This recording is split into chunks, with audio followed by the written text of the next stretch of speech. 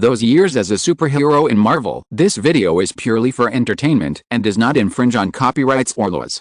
The rights to the novel and image belong to the original author. We do not claim ownership. Don't like waiting and want to listen to this fanfic in full now? Subscribe to our Patreon, where you'll find the best fanfics. Chapter 1101, The Beginning of Study Career. At the Nova Corps Preparatory School on the planet Xander. Recently, there is a person who is very popular. He has become a popular man in the school not long after the school started. This person is Sam. As for why Sam became a popular man, it all started with a Nintendo NS he brought to the school. It was a sunny afternoon. Amita, who had just set foot on the planet Xander, came to the Nova Corps Preparatory School with the instructions of his family and the expectations of his subjects. This is probably the highest institution in the entire galaxy. Those who can enter here are all elites from various civilizations. Although Amita is the prince of his own planet and the second heir, Amita also has an older brother, and his brother is the first heir. But Amita still needs to pass many tests on the planet to enter the Nova Corps Preparatory School. This time, the Nova Corps allocated 3 admission places to its hometown, Milgerley, at the meeting. To be honest, the number of places is too small. There are actually some protests within the Star Alliance, believing that the Nova Corps is unfair in allocating enrollment ratios. They always allocate a large number of places to more powerful civilizations. For example, the Spartan civilization in Star-Lord's hometown can get nearly 100 enrollment places. However, the enrollment places for a small civilization planet like Milgery are very limited. This is like local protectionism. In the areas where the Nova Corps provides key resources, more enrollment qualifications can be obtained. And the difficulty of the assessment and the admission score are lower. The Star Alliance is arguing over the enrollment of the Nova Corps Preparatory College. It is believed that this is an inequality of educational resources and a lack of fairness. What the Nova Corps has done is discrimination against remote civilizations and a cover-up for higher civilizations. Some members of the Star Alliance cried out in grief. The inequality of educational resources will seriously restrict the balanced development within the Star Alliance. It will cause poorer places to become poorer and rich places to become richer. We should reform the education system. The entire galaxy should have unified examination papers, unified test questions, and unified admission scores. Only in this way can the unfairness in the education system be eliminated. Only the best people can enter the Nova Corps Preparatory College, instead of dividing into different examination areas. Let more capable boys and girls from remote areas enjoy the right to higher education. Although Amita knew that the Star Alliance was undergoing a vigorous education reform, what would a reform look like? Amita didn't know, and this was not something that young people of his age would pay attention to. But he knew that there were only 3 places on the planet Milgery. He had gone through a lot of hardships and worked hard to pass the Nova Corps assessment and entered the Nova Corps Preparatory College with the world's first score. How much hardship he had endured, only Prince Amita himself knew. He finally got his wish and stepped into the great school he had always dreamed of. Here, Amita had only one goal. That is to become the best student, graduate as the first in the grade, and then be awarded the honorary New Star helmet, and become a new star. I think at that time, my parents and my brothers will be proud of me. But before becoming a new star, Amita must learn more and build good relationships with classmates. Because the students who enter this school are elites from various civilizations, it is beneficial to make friends with these elites. Because these elites will eventually grow into important pillars of their own civilizations. In the future, whether civilizations exchange what they have or have frictions that need to be mediated, if there is a good relationship between classmates, then everything will be easy to handle. Even aliens understand, it is easier to get things done with acquaintances, this simple truth. Although this school is a little different from what I imagined, the teacher explained it to me. The teacher was not wrong. Many people here may spend decades living on spaceships. They stay on spaceships longer than on planets. They need to adapt to living with everyone first, and also adapt to living in a small space. Although Amita is the prince of the planet Milgery, he is not ignorant of general affairs. He knew that except for those recreational ships used as interstellar tourism, ordinary merchant ships and warships would compress the lounge space for ordinary crew members in order to provide more space for cargo and weapons, and lay thicker armor. If you want to become an elite warrior, then this is the first place you need to learn and familiarize yourself with. Officers of the Nova Corps must start from the grassroots. Amita knew this very well. He arrived at the dormitory and put down his luggage. He found that another person had already arrived in the dormitory. It was a teenager who looked very similar to his own planet, but his skin color was white. After greeting this teenager named Sam, he actually invited him to play games together? Exclamation mark. To be honest, Armida didn't know what was so fun about the small, backward-looking display screen that Sam was playing. But with a mentality of coming to school to make friends, Armida still picked up the NS controller handed by Sam. The game they played was called Super Mario World. This game can be played by two people. One person controls Mario and the other controls Mario's hat. The two people can play very beautiful combos together. To be honest, Armida looked down on this thing at first, because from various aspects, it is a product of a very backward civilization. Sam said that this thing is called a video game. Well, Armida had never heard of this term. Sam explained that it is a game played with electronic devices, computers, etc. What? Exclamation mark. Aren't electronic devices used for work? They are used for scientific research, calculations, or design. Playing with them? What is there to play with? With a doubtful attitude, Armida began his first Mario journey. Armida, hurry up, hurry up. You are controlling the hat, go and possess the Tyrannosaurus Rex. We need the Tyrannosaurus Rex to pass this level better. Armida, who was playing a video game for the first time, was in a hurry at first, and could only play the game under Sam's command. Armida thought, is this a game? Why is it so complicated? But his thoughts did not last long before he was interrupted by Sam's next instruction. Although Armida felt that this game was sometimes difficult and sometimes stupid. But for some reason, he didn't put it down after picking up the handle. It was not until the NS prompted that the battery of the controller was too low that Sam said, I need to charge the controller. Armida put down the controller. He looked up and saw, damn. It was already dark. It was just past noon when he came to the dormitory, but now it was already night? Why did time pass so quickly? When Armida turned around, he was even more shocked. It turned out that the other two roommates in his dormitory had already arrived. The two of them stood behind him and watched him and Sam play games for the whole afternoon. When the two roommates watched Sam turn off the game and start charging, they couldn't help but stretch their waists, and their bones made crisp sounds. Wow! It's already night. This was the exclamation of a roommate with red skin and metal patterns on his face. No wonder my legs are starting to numb. I've been standing and watching for so long. This was a roommate with a human body but a lizard head. Sam was also shocked by the two of them. Then the four introduced each other. The red-skinned guy was called Rinley, and the lizard head was called Sisla. Sam found out from the conversation with them that more and more of these guys are academic masters. He couldn't understand many of the things they talked about. If his grades in school were not good enough, would he be able to get his helmet back in the future? Sam was a little anxious. While the four of them were chatting, Rinley made a request embarrassedly. Sam, can you take us to play with your Nintendo NS game console for a while in the evening? Rinley, Sisla and Armida looked at Sam with hope. Sam was worried about whether he could keep up with his studies after entering school. He didn't like studying before because he had no motivation. Although he still doesn't like studying now, he has the motivation to study. Sam planned to review the study materials issued by the school in the evening, so Sam waved his hand very generously and said, you three can play, I will review the lessons in the evening. Yes. Thank you, Sam. Sam's three roommates were very happy. So in the evening, Sam reviewed in the room, and his three roommates went to the common room to play the game console. None of the four people thought that there was something wrong with Sam. Sam found that he had a lot to learn, so he planned to ask his three roommates. The roommates generously shared their learning experience and notes with Sam.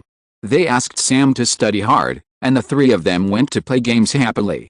And all this was just the beginning of Sam's study career on Xander. Chapter 1102, Sam Rises, Part 1. All this is just the beginning. When Sam started to review his textbooks and Armida and the other three were addicted to the game console, someone among the three spread the news. It was said that there was something very interesting in Sam's dormitory. The young men who had just enrolled in the Nova Corps Preparatory High School came to Sam's dormitory with curiosity. They also saw the Nintendo NS. Many people stopped to watch the live game of Armida and the other three, and found it very interesting. As a result, more and more people were watching, and Sam's room could not accommodate so many enthusiastic students. There were also many students who wanted to borrow NS to play, which was strongly opposed by Amita and the others. Although NS was not theirs, if Sam borrowed it, would they still be able to play it? Amita and the other three had their own little calculations in their hearts. Because this thing called electronic games was so fun, they never thought that it would be so interesting to face a small screen and hold a small handle. Obviously it looks stupid, but why can't you stop as long as you press the start button of the game? In view of the current situation, Sam had to go to the residence of the Guardians of the Galaxy on the planet Xander, and then took out the various gifts sent by Mindy and Laura from his room, including PS4 Pro, Xbox Scorpio, PSV, 3Ds and 2 server-type PC computers. These 2 server-type computers were given to Sam under the banner of Mindy and Laura, but in fact they were made by the Illuminati bosses. Designed and manufactured by Tony Stark himself, although Tony complained that this was a waste of talent during the manufacturing process, he still did it very seriously in order to cooperate with Lee's Nova Corps corruption plan. Who is Tony Stark? Iron Man, a super rich man, a top scientist, developed the artificial intelligence Jarvis. Can such a supercomputer developed by such a technology giant with great effort be bad? Technologies such as 1080, 1080T graphics cards in parallel are outdated in Tony's opinion. He built a real supercomputer for Sam.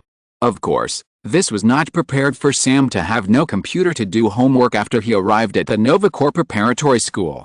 It was prepared to be able to run the game software on Earth. In fact, the Nova Corps preparatory school will distribute a personal computer to each student who enrolls. It is a computer that looks only the size of a tennis ball and relies on projection and 3D holographic display content. In terms of sophistication, it is much higher than the computer on Earth. But this computer has a very serious problem. It does not support the Windows system. And all computer games on Earth are basically developed in accordance with this Windows system. Without Windows, there are no PC games. It's that simple. So in order to allow Sam's classmates to better enjoy the fun of entertainment on Earth, the leaders of the Illuminati took great pains to build this super game computer. Although Sam is a very honest child, he is not stupid when he should be smart. Because he did not have the currency of the planet Xander, he came up with a way to rent game consoles to earn some pocket money for himself. Otherwise, he would not have the money to go out and buy an ice cream. Moreover, ice cream from Xander is only sold in the Earth Entertainment Club opened by Star-Lord, and the price is very expensive. Fortunately, Mindy and Laura gave a lot of game consoles, so many that there were several backups of the same model, actually all given by Lee. So now Sam's dormitory living room has been converted into a game room, with 8 consoles connected to the micro projector made by Tony to play games. There are Nintendo, Sony and Microsoft here. Sam agreed to other students to come to his dormitory living room to play games. The 30 square meter living room was full of dozens of people. One group of people was playing, and the other group was watching, or waiting for the people in front to get off the plane. Sam's game room set the price of 10 Xander coins per hour.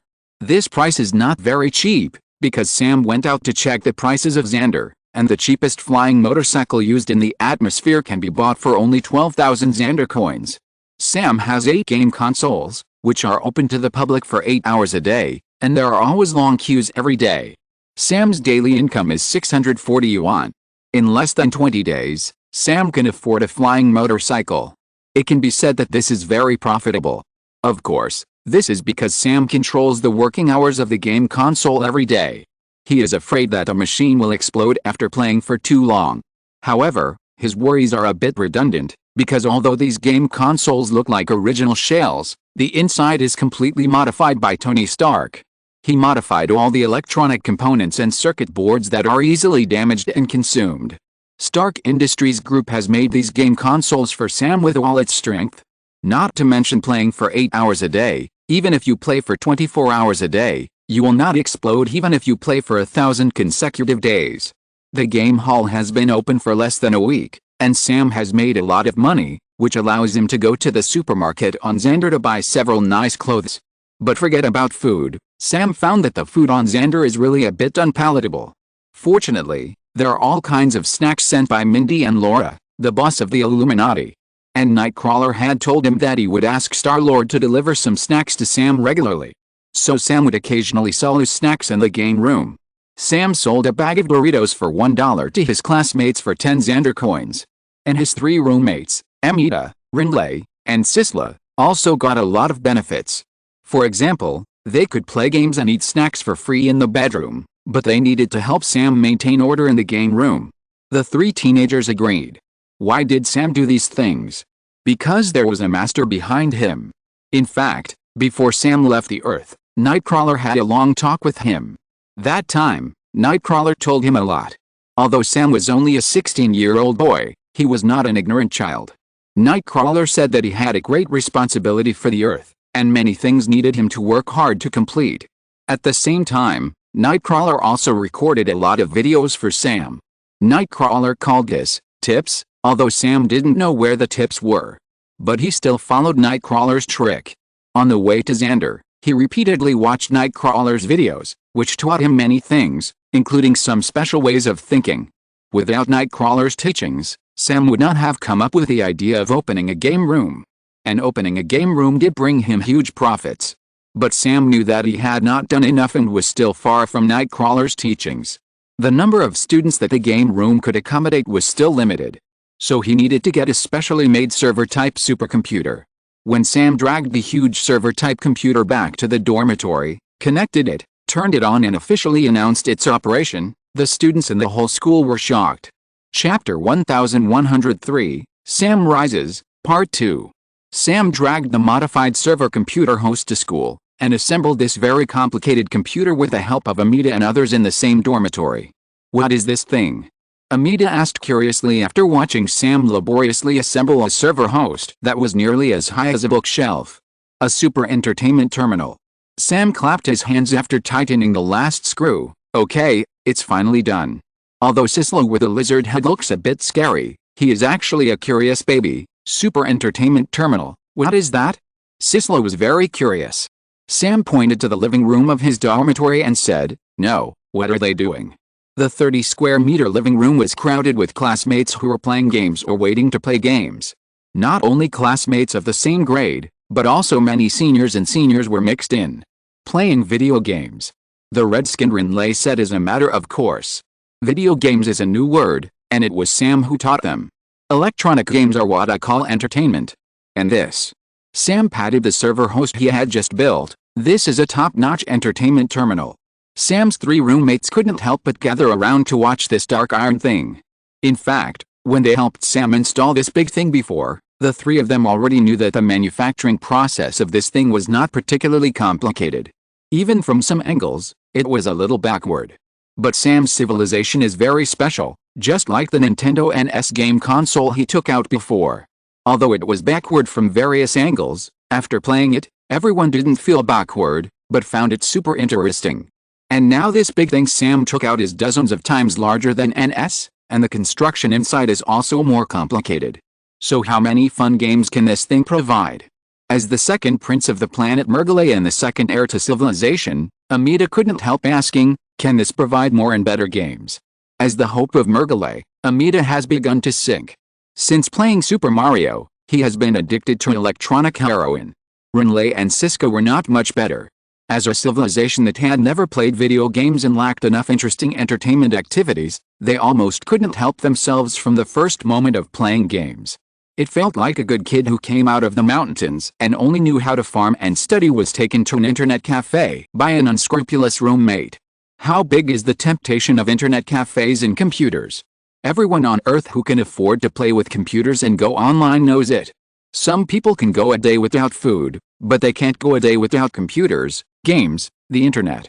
In fact, Lee Ji asked the bigwigs of the Illuminati to build this server-type host for Sam, which was originally meaningful. This is not just for Sam to play with. As mentioned before, Nightwalker Lee Ji recorded many videos for Sam. On the way to Xander, in the spaceship of the Guardians of the Galaxy, Sam had watched those videos over and over again. Nightwalker said a lot of things very thoroughly, and it was impossible not to say it thoroughly. Lee Ji was afraid that Sam, this silly boy, would not understand. Sam came to the Nova Corps headquarters with a mission. For the future of the Earth. Watching Lee Ji speak to him very carefully in the video, and calling him a real hero. The moment he was called like this, Sam felt that he had taken on an important responsibility and burden. What did he need to do? Looking at the server he had built, Sam felt that he had completed the first step of the entire important plan. In fact, these days, although Sam rented game consoles to his classmates, he did not provide many games, only about 10. He needs to ensure everyone's enthusiasm for the game, and release new games before the enthusiasm for the old games is exhausted, so that everyone's enthusiasm will last. If all the games are released at once, then although there will be an explosive reaction in a short period of time, it will not last long. A steady stream is much better than a flash flood. Why only 8 game consoles? In fact, Sam also brought a lot of spare game consoles, but he didn't take them out at once because of hunger marketing. This is the method taught to him in the Nightwalker's video. There are only 8 game consoles, but there are so many people who want to play games, everyone can only stare and queue up. In fact, some students have already discovered that the games provided by Sam are very similar to some of the projects in the Earth Entertainment Club on Xander. It's not that no students want to go to the Earth Entertainment Club to play, the key is that the consumption of this club is a bit high. Although Star-Lord positioned the club as low-cost consumption, this low-cost consumption refers to the elite warrior group in the Nova Corps. The so-called low-cost consumption of this group is still a high price that students cannot afford. Sam only provides game consoles for entertainment and some snacks, but the advantage is that the price is cheap and students can afford it. But what can 8 game consoles do? There are tens of thousands of students in the entire Nova Corps Preparatory College. There are thousands of students in the grade that Sam is studying in alone. When the news that Sam rented out game consoles spread more and more people began to line up at the door of Sam and others' dormitory to wait for the machine. And some people were willing to pay a premium to use the machine, but as a person with the bottom line and morality, Sam sternly rejected this behavior that broke the rules. But more and more people want to come to play, and their dormitory is almost full. What should they do now? This is my ultimate solution. Sam patted the server host. This host can meet the needs of 3,000 people for entertainment at the same time. 3,000 people. Amita and the other two widened their eyes. Our dormitory can't accommodate so many people. No, we don't need to accommodate it in our dormitory. In fact, we can use wireless network. I plan to sell 100 devices that match this host first. Sam took out a square metal body, which looked about the same size as a pencil case. But the difference is that there is a projection hole on this metal, and some jacks for adapter devices. After this server is running, you can use this device to access the host through the wireless network. Each device can run independently without interfering with each other. I have built in 10 different games, 10 movies, 2 TV series in this host. There are also some novels and comics, etc. I will update these contents every once in a while. Sam talked to his roommate. In fact, the things that can be stored in this server host are far more than these. But following the hunger marketing mentioned by Nightwalker, Sam does not intend to release them all at once. Just as the wireless devices connected to the host are far more than 100, but 3,000. But the essence of hunger marketing is to let people stare at others playing, but they can't play it themselves. As long as this kind of marketing is achieved, it will be successful. I am going to sell 100 devices.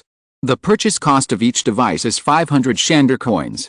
I have to pay 50 Shander coins for rental and content service fees every month. You help me promote our game consoles to those classmates who have played them, including seniors. Expand the influence in the school. I want everyone to discuss this thing. If you 3 help me with this, I will give each of you one of these devices, and I will not charge you for the content service fee every month. And I will give you a commission of 0.5%. The 16-year-old Sam already has the temperament of someone on Earth. His words were very touching. Amita and the other 2 were very moved. After a little thought, the 3 nodded, okay. Deal. Sam rubbed his hands. The long journey has just begun. He has to sell all 3,000 devices before he can be considered to have made some achievements. By that time, he can release another killer weapon prepared by Nightwalker, online games. Chapter 1104 Attracting Attention. There have been all kinds of strange rumors in the Nova Corps Preparatory High School recently. It is said that there is a very fun and interesting place hidden in the school. There are all kinds of electronic entertainment projects that the students of Nova Corps Preparatory High School have never seen before, which makes people intoxicated. It is said that some students have found it and are willing to spend a lot of money to play. And it is said that this legendary Holy Land will usher in a reform, and will spread the joy of entertainment to more and farther places. How is it? Sam asked his 3 roommates. The effect is very good. We have spread the news. Many people are willing to pay for it and pay the service fee. Amita and the other 2 spoke with a hint of excitement. Because Sam seems to have a very grand plan, and the 3 of them may become participants in Sam's plan.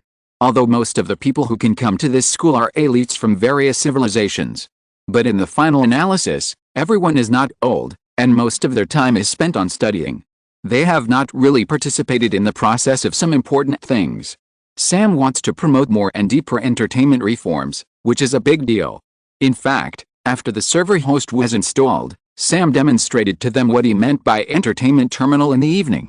Using the matching wireless projection equipment, Amita and the other 2 can access the host to play the games in it. It contains 10 works such as The Witcher, Assassin's Creed, Civilization, and StarCraft. It also has 10 very outstanding movies, 10 high-quality comics and 10 high-quality online novels. As for why online novels were chosen as the medium for spreading cultural entertainment instead of a classic literature and classical novels, Liji, who planned all this behind the scenes, has his own ideas. Earth's classical novels and classic novels are naturally good, but some novels are too slow or lack climax, which can't arouse people's interest in chasing more. In addition, some novels require a very good understanding of the historical background of a certain period of time or a certain country to read, which has invisibly raised the level of traditional novels. Online novels are short and fast, and many people say that they are not nutritious, but they are beautiful. Just like Ren Lai, this guy with red skin and metal patterns on his face actually stayed up late to read novels last night. He slept for less than 3 hours in the early morning of this morning. His face looked a little bad, and his originally red face now looked a little purple. What did you read last night? Sam couldn't help asking. Ren Lai, yesterday I read a book called The Years of Being a Supervillain in DG, written by a man called A Little Orange. It actually has millions of words. I stayed up late last night and only read 300,000 words, and then I was too sleepy. Sam waved his hand. Ren Lai's level was not good enough. Sam knew about Chinese online novels, because when he was on Earth, there was a website called Martial Arts World in the United States that specialized in carrying Chinese online novels. The global traffic ranking was higher than the ranking of the official website Kidian in China. There are also many people in the United States who read online novels. Online novels are all long novels, and it is normal for a novel to have millions of words. If you read online novels in the traditional way, it may take a month to read an online novel. But Sam didn't remind Ren Lai not to read online novels so seriously.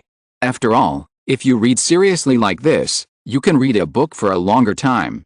In order to avoid the unfinished novels asking him to update, Sam said that he was not the author, so it was useless for him to urge him to update.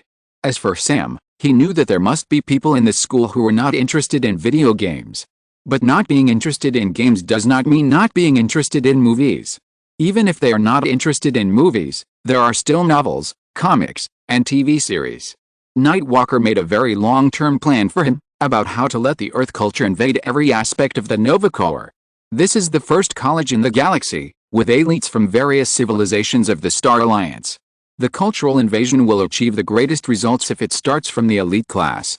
Because what the upper class likes, the lower class will also be prosperous.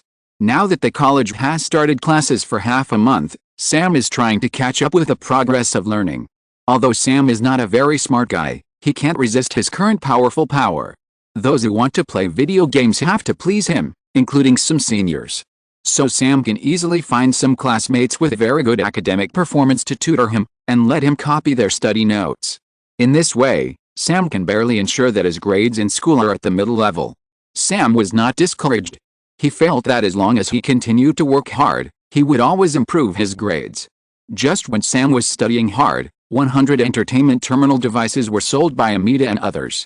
Sam, who made a lot of money, took his 3 roommates to the Earth Entertainment Club opened by Star-Lord to have some fun. How could this group of guys who had never seen the market know what 2-color ice cream was, what garlic lamb ribs and jingdong meat patties were? They ate so much that their brains were full and their mouths were full of oil. This Earth food is really delicious. Compared with this, I found that the school cafeteria sells garbage. Sisla ate the most, and he ate a whole 2.5 kilograms tomahawk steak by himself. Sam felt the same way. In fact, the things sold in college cafeterias are more than garbage. They are all pots of dark cuisine. A large pot of pitch-black things was cooked randomly, which looked like poison brewed by a witch.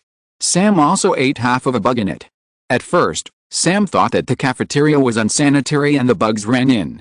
He even had a quarrel with the chef in charge of the cafeteria. Later, he found out that it wasn't that the cafeteria was unhygienic. It was that the black pot was made of insects, and the insects were the main raw material. Although it seems that this insect has a lot of protein, in Sam's opinion, it is still an insect.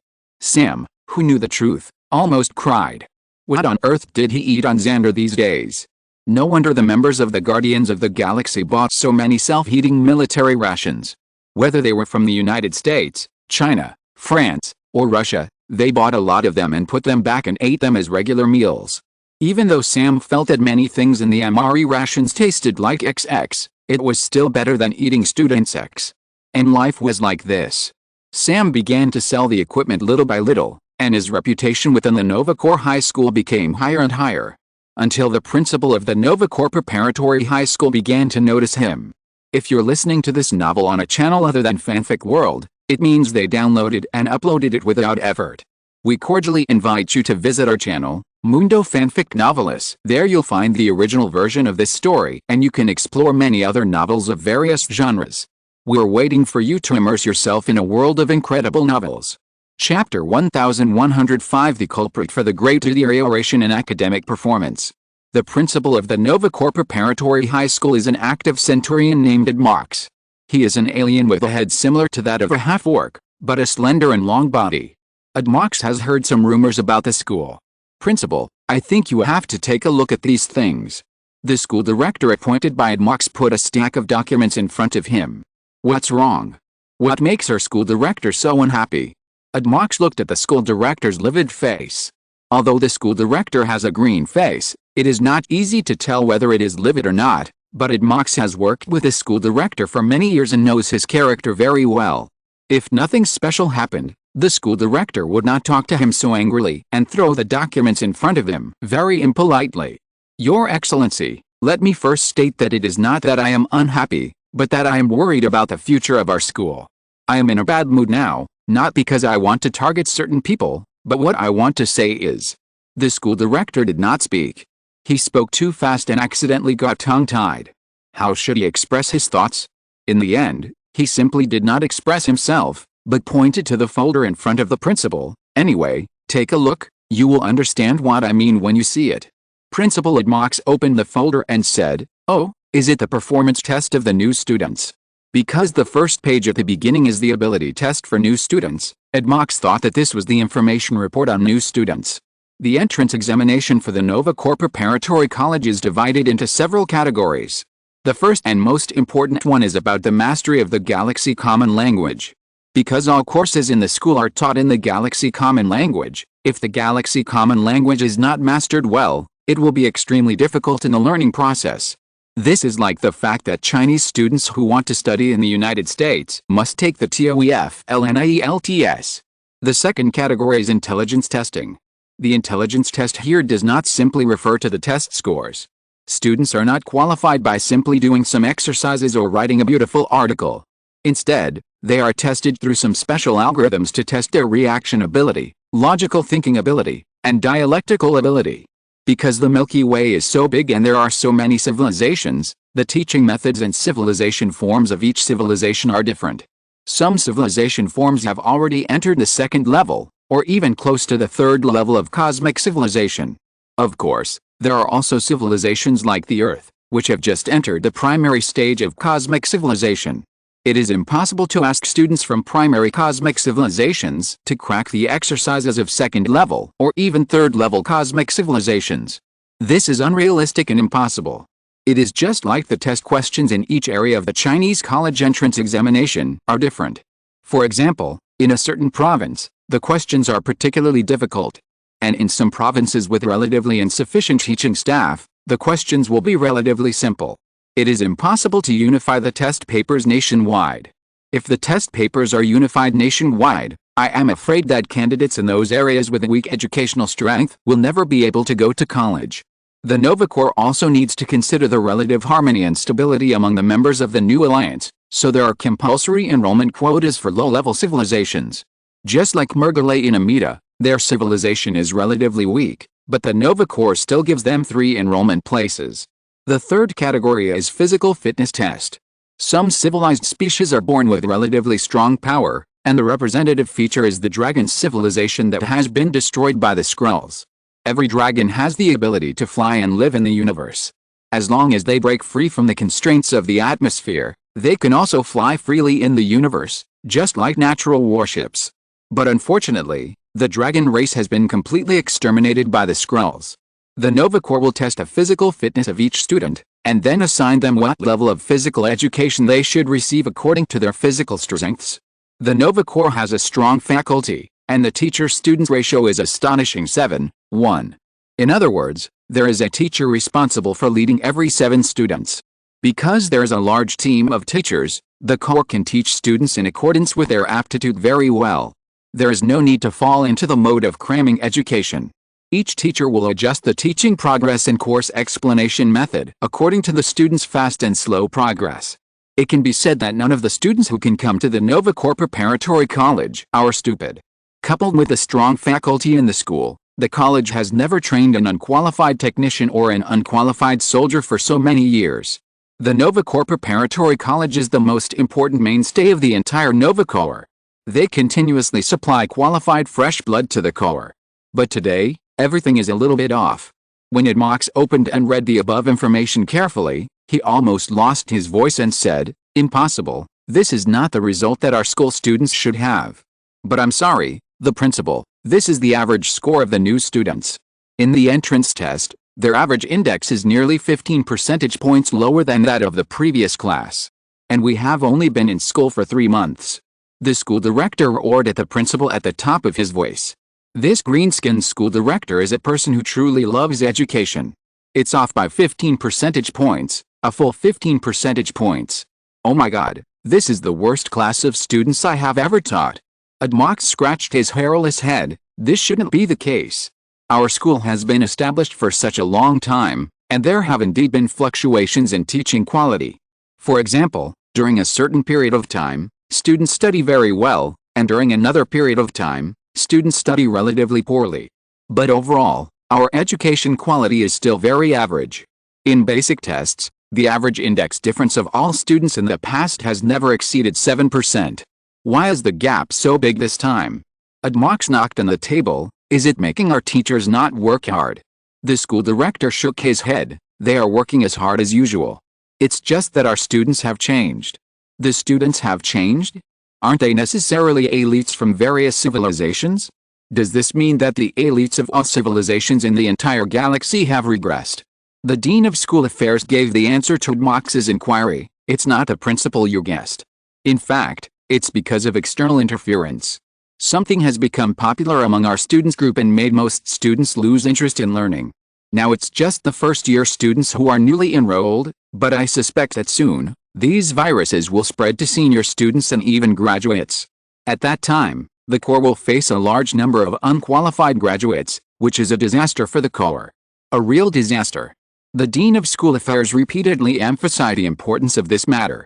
And Principal Edmox also asked seriously, "So what did you find out?" "A guy, to be precise, a new student. He brought some not-so-good things, something called a game console. It was him who led all the students astray. Principal, we should punish this student once," the Dean of School Affairs said viciously.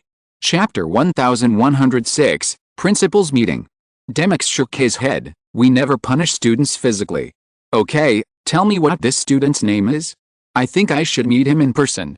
The school director looked at the principal's serious face and said with a twitch of his mouth, "This guy is called Sam, and he is from Earth."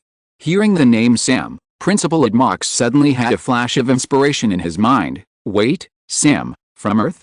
Edmox thought of his previous meeting with the Centurion. The chief executive of the planet Xander found him at that time and said something. That is, the school needs to recruit an extra student. And the student's name is Sam, and he is also from Earth civilization. Originally, Edmox didn't want to agree to this, because Earth civilization didn't seem to join the Star Alliance, so Earth naturally had no enrollment quota. The school's enrollment allocation was already a headache, and suddenly there was a student from an unknown civilization who took up an enrollment quota, which was not a good thing for the school. But the Centurion said a name to Edmox and instantly changed Edmox's insistence. At that time, the Centurion said, any other student can refuse to enroll, but Sam must enter the new Legion Preparatory College. Why? Edmox was puzzled. Because Sam's father is Richard Rider, the greatest hero in the history of the Legion, who drove away Thanos. He expelled the threats of aliens and Zerg and drove them all into the negative space. The Centurion said with a serious face. We can't refuse Richard's son to enroll. Richard has made too many great contributions to the galaxy and the Legion. We should repay his greatness. When the Centurion finished these words, Edmox had no reason to defend himself. In fact, Edmox was also Richard's comrade in arms before. He followed Richard to fight in many places and drove the Zerg into the negative space together. It can be said that Richard Rider has been Edmox's idol and most trusted comrade in arms for a long time in his life.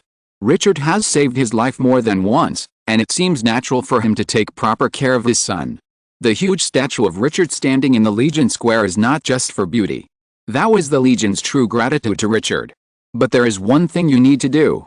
I don't want others to know that he is Richard's son. If everyone knows that Sam is the son of a hero, it will be an unbearable burden for him. The son of a hero will always be compared with a hero. But Sam is not yet comparable to Richard. Too many comments, whether praise or derogatory, are not good for him. You are an educator, I believe you understand better that a child needs more freedom to grow up. After talking with the Centurion, Edmox kept the secret that Sam is Richard's son. In the entire Chanel planet, except for those who have left the Guardians of the Galaxy, only 2 Centurions, 1 executive officer and 1 military officer, and Edmox know Sam's origins. So Edmox is a little scratching his head now. After his investigation, he has discovered what the so-called game console and the game terminal it provides are. Edmox knows these things because he has also been to the Earth Entertainment Club, opened by the Guardians of the Galaxy. There are almost the same electronic games and movies. Or the entertainment programs provided by the Earth Entertainment Club are a little more. But the difference is that those who can go to the Earth Entertainment Club to consume are basically the elite warriors and rising stars in the Nova group. Or those who have stable jobs on the planet Xander. In short, those who can go to the Earth Entertainment Club are adults. Although the things in the Earth Entertainment Club are indeed very attractive, adults have better self-control. Of course, everyone will cry and laugh because of a good movie, or be indignant, or be high-spirited. But years of work experience and experience of traveling and fighting in the universe have prevented these elite warriors and administrative officials from ruining their lives with these entertainments. But it is obvious that students do not have the self-control of adults. They will forget to eat and sleep for a game, even if they can't play in class, but they are always thinking about this game in their minds. Of course, it may not be just games, but also novels, comics, movies or TV series provided by Sam. Everyone always thinks about what the next plot will be like. These things will inevitably distract students, and it is because of distraction that the grades of many students have begun to decline significantly. But what is incredible is that Sam's grades are actually rising steadily. In the entrance test, Sam's grades were only in the middle and lower levels. But 3 months after the start of school, Sam's grades have reached the middle level, or the upper level of the middle level. This proves that Sam is actually studying very hard. This makes Edmox a little scratching his head. What is this? A person who provides game consoles is not addicted to games? Instead, he studies hard and wants to be a role model for freshmen? Sam's teachers all praised Sam for his great progress in the past 3 months. Edmox retrieved all of Sam's study materials for the past 3 months, and compared them one by one. It was found that Sam's grades were indeed steadily improving, and he did not use any tricks, but climbed up step by step. Even Sam's teacher gave Sam a high evaluation. So in some ways, Sam is actually a good student. Because he studies hard, works hard, and is positive. There is also a very bad student, because it pulls other students into a bottomless abyss. Edmox felt his temples swelled more than ever, as if they would burst at any time. Time waits for no one, and he must talk to Sam. Even though Sam's father is Richard, his savior, he still cannot be soft-hearted when it comes to criticizing and educating him. When Sam received the notice from the principal for a private meeting, he had just sold the 600th mobile entertainment terminal. After handing over the money and the goods, Sam breathed a sigh of relief and thought, finally, he's here, but it's a little later than Nightwalker expected. Chapter 1107, Education Through Entertainment. Yes, Sam had guessed long ago that his principal would definitely come to see him. In fact, it was not difficult to guess, because he had received such a question in the video materials provided by Nightwalker. Entertainment on Earth is addictive, whether it is electronic games or novels and animations. Its essence is to immerse people in it, enter a fantasy world, put aside troubles, and avoid sorrow.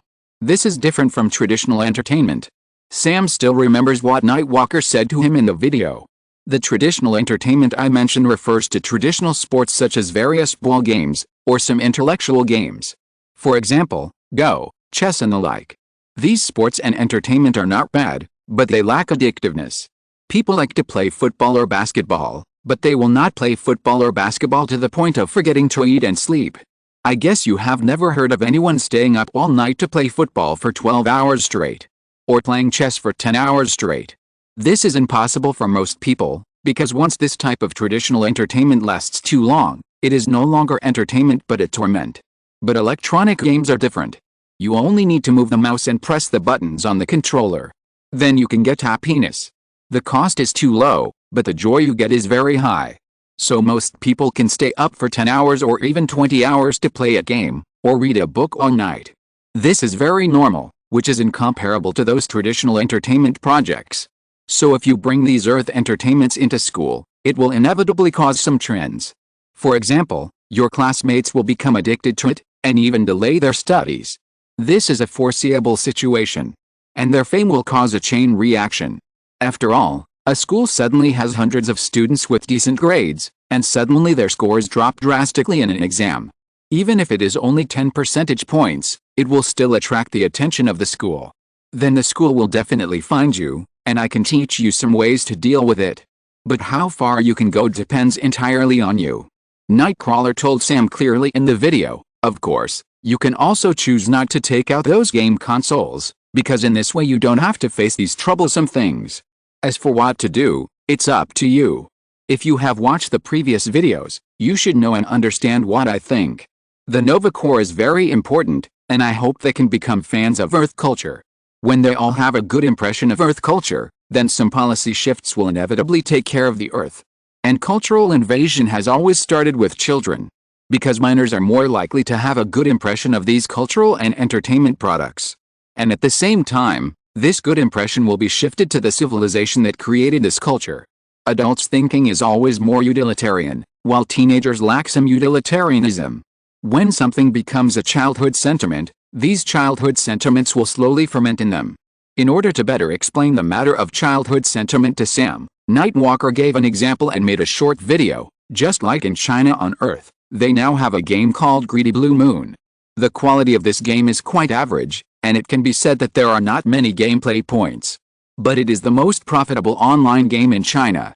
In addition to their viral marketing, the most important thing to do this is that they played the card of childhood sentiment. They reproduced an online game from more than 10 years ago. More than 10 years ago, the people who played this game were just students, but more than 10 years later, they have become the backbone of society. This group of backbones had no money to play games when they were in school, and after working for more than 10 years, they were too busy to play games. But for the sake of childhood sentiment, they are willing to pay. And this is the role of sentiment. But no matter what, in the end, how you will choose depends entirely on you. You can spend your study life in school peacefully, and then join the Rising Star Corps. Of course, you will do many things, but these things will be more adventurous. So it all depends on you. Yes, this is the last video Nightcrawler gave to Sam. After Sam watched this video, it was automatically destroyed and there would be no evidence in the world. Because if the original evidence of this video was found by the Nova Corps, then the Earth would probably face a catastrophe. Nightcrawler gave the choice to Sam, which was actually a gamble. But in life, there is no such thing as a foolproof thing. If you want to get more benefits, you must take some risks. If you want the Corps, and even most other members of the new alliance, to prefer the Earth in terms of cultural inclination and have more favorable feelings towards the Earth, then some adventures are necessary. You can't expect pie in the sky, because there are traps behind the pie. If Sam can act according to the plan and succeed, then the cultural invasion of the Earth may be accelerated by decades or even 100 years. If Sam doesn't do this, or the plan fails, then the Earth will have to spend more time to do the hard work. After Sam came to school, he had actually handed in his answer sheet. He did a lot of things, and there was a fire burning in his heart. A 16-year-old boy is always arrogant. I am working hard for the future of the Earth, for Mindy and Laura, so that they can have a better living environment in the future. So that my future children can live better, instead of abandoning me on Earth like my father did. Sam clenched his fists and vowed that he must do something.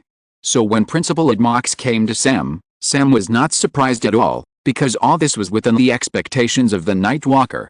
It was the first time for Sam to come to the principal's office. The office was not as big as he imagined, nor was it so luxurious, but the decoration was very simple and bright.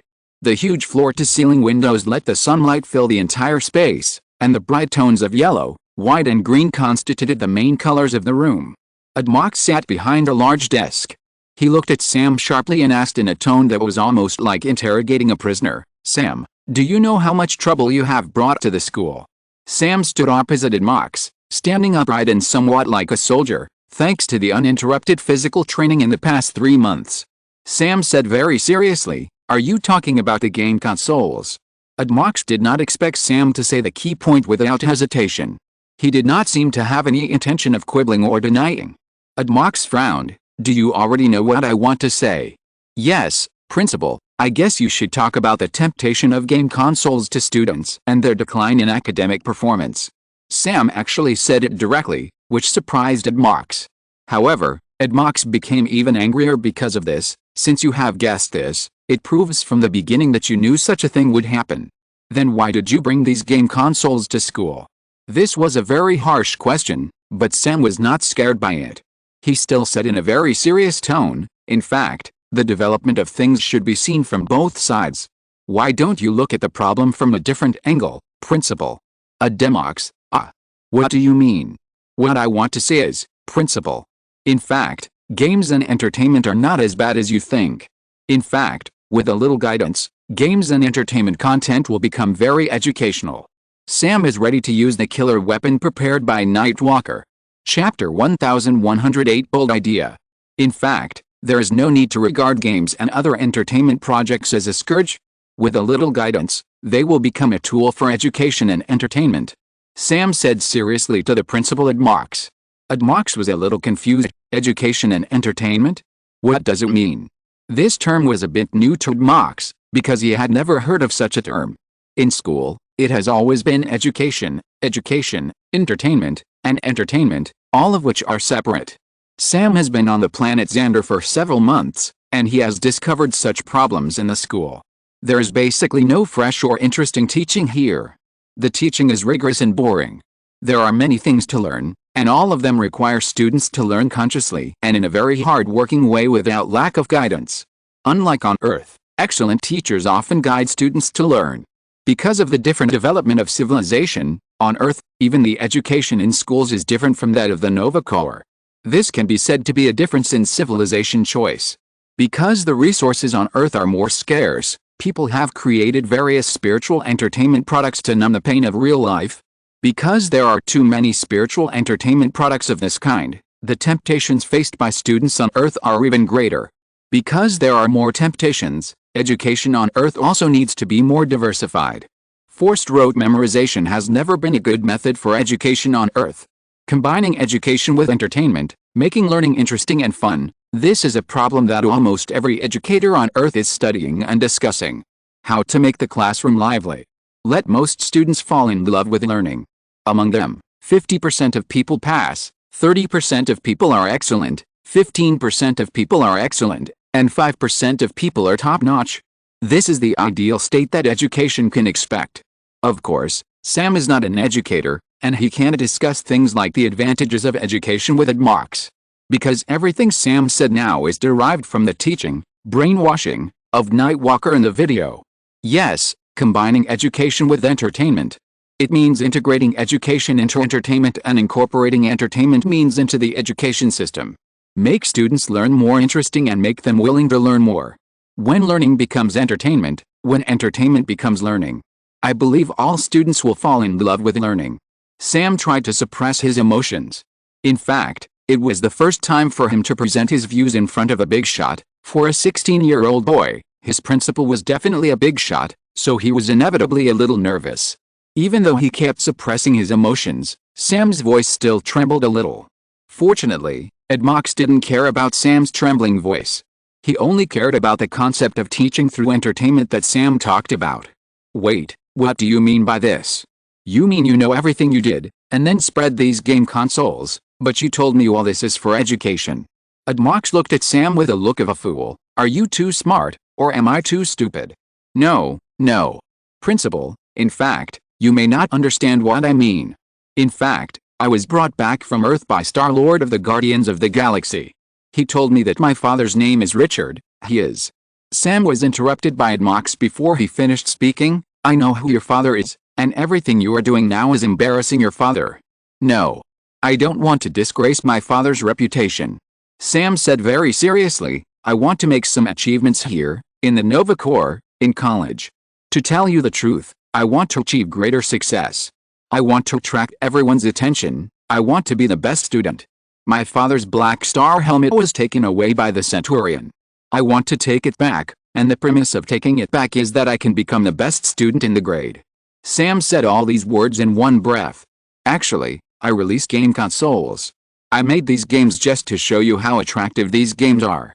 Edmox looked at Sam in disbelief. Wait, you mean, you did all this on purpose? Yes, that's right, I did it on purpose. Because only when these game consoles are released and everyone is addicted to these games, can I stand here and talk to you now, and have more evidence to convince you. Sam kept thinking about what Nightwalker taught him in the video. He was speaking more and more fluently now, and it felt like Nightwalker was possessed. Principal Edmox looked at Sam. Convince me of what? The plan to promote entertainment terminals throughout the school. Sam said directly. Impossible. This will ruin the whole school. Edmox flatly refused. But Sam was not discouraged. He continued, you think it's impossible because you think students will be addicted to games. But as I said before, what if learning is turned into games? Or maybe games themselves are a kind of learning. In the batch of entertainment terminals I provided, there is a novel that I put in specially. It's called Ender's Game. I wonder if you have read it, Principal. Edmox thought for a while. In order to better understand the origin of the whole thing, he did check all the information on the relevant game terminals and found this book. He also took a look at it. In Ender's Game, generals use games to train commanders. This is a bold idea, but it cannot be realized on Earth because the technology on Earth and the environment we face affect these wild fantasies. But the Nova Corps is different. Here we can research the equipment in the novel. And the Nova Corps also needs to fight in space. In fact, on our Earth, it is very normal to combine games with actual combat and learning. For example, American soldiers will use virtual reality games to simulate real battlefields and practice tactical actions and marksmanship. The pilots need to perform simulated flights in the simulation cabin. Only after accumulating a considerable amount of time in simulated flights can they board a real plane. And you can also regard simulated flight as a game. Actually, I have a big idea, Mr. Principal. We can combine entertainment and games, and even use entertainment as a means of motivation. First, we use free games to promote all the games so that all students in the school can play games, or like movies, novels and animations. These things will make people obsessed. We can lock these things only after everyone is obsessed with them. If you want to unlock these entertainment projects, you don't need to get higher scores in exams and exercises. For example, if you get first place in the grade, you can get 1,000 credit points. And 1,000 credit points can unlock some of these entertainment projects. The better you do in the exam, the higher the reward mechanism you can get. We can classify these score levels in the entire game. For example, a grading system from bronze, silver, gold, diamond, king, and so on. Students with better scores can display higher levels in the internet system of the entire entertainment terminal, thereby satisfying a sense of accomplishment. And these senses of accomplishment can actually be fed back into some entertainment projects to obtain a better entertainment experience. We can also design some space games. There is a game on Earth called Eve. We can change it into a teaching game suitable for large-scale operations of new training regiments. There are also some virtual reality games that can be used for tactical training of elite warriors, and so on. Sam stuttered at the beginning, but he spoke more fluently as time went on. As I said, Principal, I want to be a better student, because only if I perform better and make greater contributions to the Legion, can I get my Nova helmet back. In the short term, some students' grades may decline, but in the long run, this is a great education reform. Why not give it a try? Sam's words were so reasonable that in an instant, he actually convinced Admox. Admox suddenly felt that what Sam said was not completely unreasonable. Maybe he should really give it a try? Admox looked at Sam.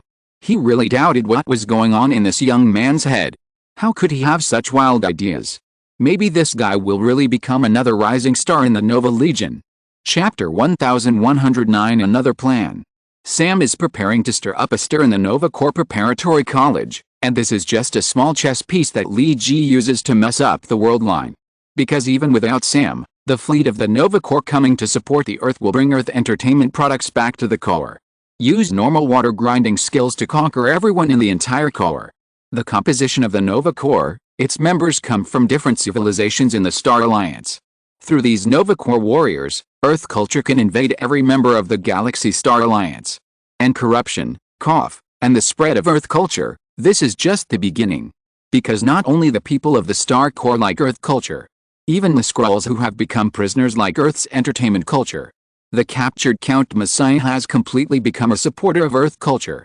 At present, the days on Earth have become so happy that he has completely forgotten his identity as a prisoner. As long as he is provided with new American dramas, new movies, new games, and all kinds of delicious food, he can stay in prison for a lifetime. Maybe this is what is called a otaku. Count Messiah actually has the potential to be a dead fat otaku. Now he is addicted to Fat Boy Happy Water every day and can't extricate himself. Lee Ji once heard a rumor that Coca-Cola contained opium in its earliest ingredients. At that time, Coca-Cola was still a cough syrup. But because it contained opium and tasted sweet, it was sought after by many people, so it gradually became the world's #1 beverage. Drinking cola is addictive, and most people on Earth have experienced similar things. Now cola should not have opium ingredients, but it can still remain addictive. Messiah is completely addicted, and he is fed all kinds of fried chicken, cola burgers, French fries, ice cream, etc. every day. His weight is rising like a balloon. Thor looked at the weight of Count Messiah and couldn't help but sigh. This guy will become a dead fat man sooner or later. When Lee Ji heard this, he couldn't help but look at Thor, thinking, is it appropriate for this guy to say this? The food given to Messiah is completely based on your favorite food. In fact, not only Messiah's food, but also other captured Skrulls were provided with such food. And all the food was marked and all the ingredients were determined. At first, no one knew why Lee Ji did this, but Lee Ji later said the important reason. Food offensive, or we can call it genetic offensive. Through the study of Skrulls, we already know that their diet structure is relatively simple. They eat something called energy blocks. Lee Ji gestured at the chocolate-like thing in his hand. This thing is really high in nutrients. One piece can meet the nutritional needs of the whole day and supplement various trace elements, which can promote the development of the body. But this thing has a biggest disadvantage, that is, it has no taste. It tastes as bad as the energy bars in the US military MRE rations. There is no sweetness, no saltiness, and no bitterness. It won't melt in your mouth, and it feels like eating a candle when you bite it. Lee Ji said this and shook his head. We can research some food that the Skrulls like to eat. Your food has higher calories and tastes better, but it has no nutrition, junk food. Lee Ji said in front of the Illuminati. We need the Skrulls to be trained to be like Count Messiah. Addicted to games, Fat House Happy Water, Fat House Happy Chicken, Fat House Happy Anime. A long-term plan may take dozens or hundreds of years to complete. We must use various methods and tentacles to extend to every corner of the Skrulls. Corrupt them completely, degenerate them, and disintegrate them. Lee Ji raised his arms and shouted, unlike the Nova Corps, we want to infect this civilization by spreading the virus. They have begun to be hostile to us. I believe that there will be a war between our two civilizations, it's just a matter of time. So we have to act first. Compared with the changes of the children of the stars and the gods that may not appear until 1 million years later, Lee Ji feels that the interstellar war that is right in front of us and may happen in the next few hundred years is more important to the Earth civilization. If 100 or 200 years later, the Skrulls and the Earthlings fought a war and the Earthlings were completely exterminated, Then there would be no need to talk about the issue of the children of the stars, because all the earthlings were dead. Only after getting through the most difficult times, Li Ji would have the energy to think about the issue of the gods 1 million years later. Things always have priorities. Li Ji has learned a lot of things from Master Ancient One, including Newton and the secret stories of the gods. But there is still time for these things to happen, and they won't happen so quickly. What we should do is to lay out the chess pieces for the things in front of us first. Didn't Master Ancient One also say that his constant disruption of the world line would also affect the direction of the world in the future? Who knows, if I keep doing this, the children of the stars and the gods will all disappear in the end. Maybe I don't need to do anything at all? So Li Ji shouted in the Illuminati, "Skrulls, everyone is fat. This will be the most important interstellar war we will launch. Dr. Hank, how about the special food prepared for the Skrulls?" Dr. Hank pushed his black-framed glasses. "Based on the genetic characteristics and body absorption capacity of the Skrulls, I have improved some agricultural crops on Earth. The calories of this part of food have begun to increase sharply, and it is more suitable for the Skrulls to absorb, including large-scale improvements to fried chicken, ice cream, carbonated drinks, cheese pizza, etc. Foods have become more in line with the tastes of the Skrulls, and at the same time, it is easier for them to gain weight. And it can form genetic obesity." Dr. Hank pushed his black-framed glasses again. Genetic obesity. Thor seemed to be particularly touched by the word obesity. He asked, "I know that obesity is not good," he patted his bulging belly, "but it's just not good. Will it have any impact on the Skrull civilization?" Li Ji smiled and said, "It doesn't matter if one person is obese. He is just fat. At most, it will affect his personal health. But it's different if a country is obese. Especially for the genetic obesity formed by the Skrulls. A large amount of blood in their bodies is concentrated in the gastrointestinal part, reducing blood supply to the brain.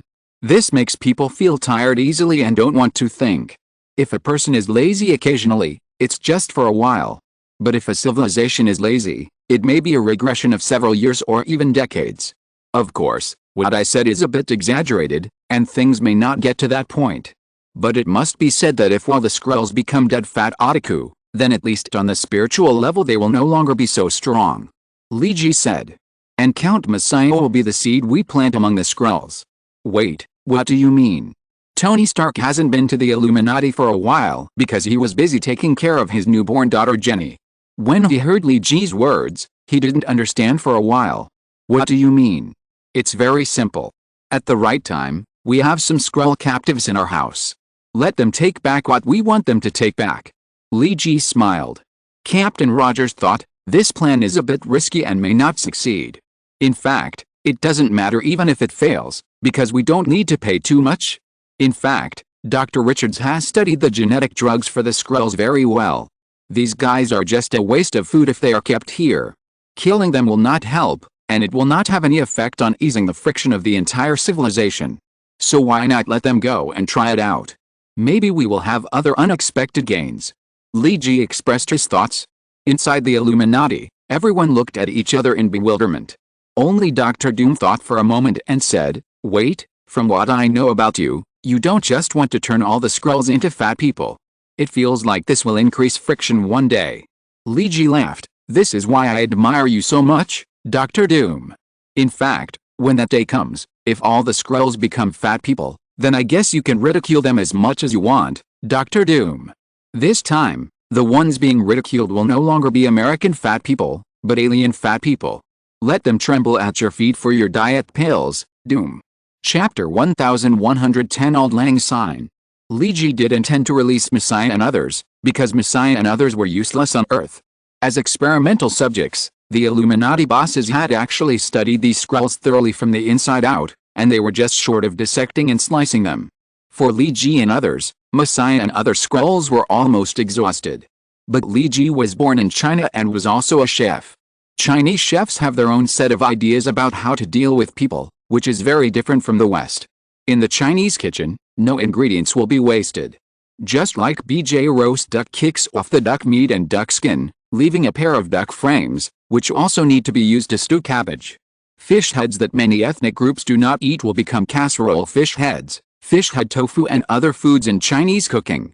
There are also similar things, such as fish roe, fish bubbles, chicken gizzards, chicken livers, chicken hearts, various pigs, cattle and sheep offal, and so on.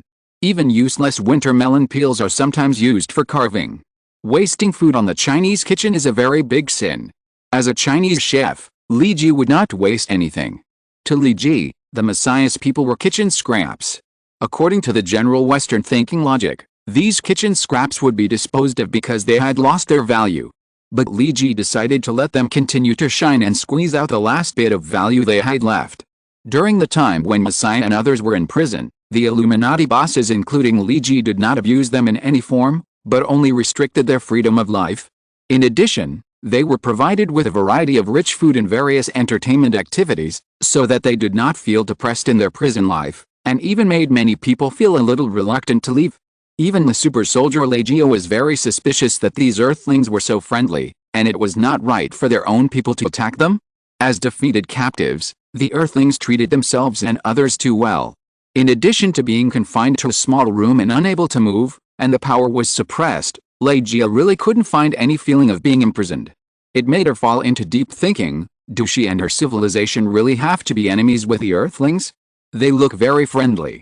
Maybe there are some misunderstandings? As for the Count Messiah who took the lead this time, he has been completely addicted to the entertainment on Earth. He is afraid that he has forgotten the appearance of the Skrull planet. Compared with the Skrull civilization, which is so bored that it needs to play the game of God every day to pass the time, the entertainment on Earth is more interesting and cheaper. Playing the game of God is very fun, but the routine is just like that. After a long time, it is inevitable that it will become very boring. And an entertainment project will become boring and boring after people become bored and tired.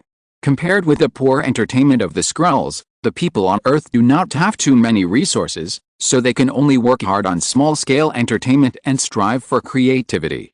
Therefore, there are many brain-opening things in the entertainment on Earth, which are more attractive. For Messiah, if he can stay here like this forever, it is actually not impossible.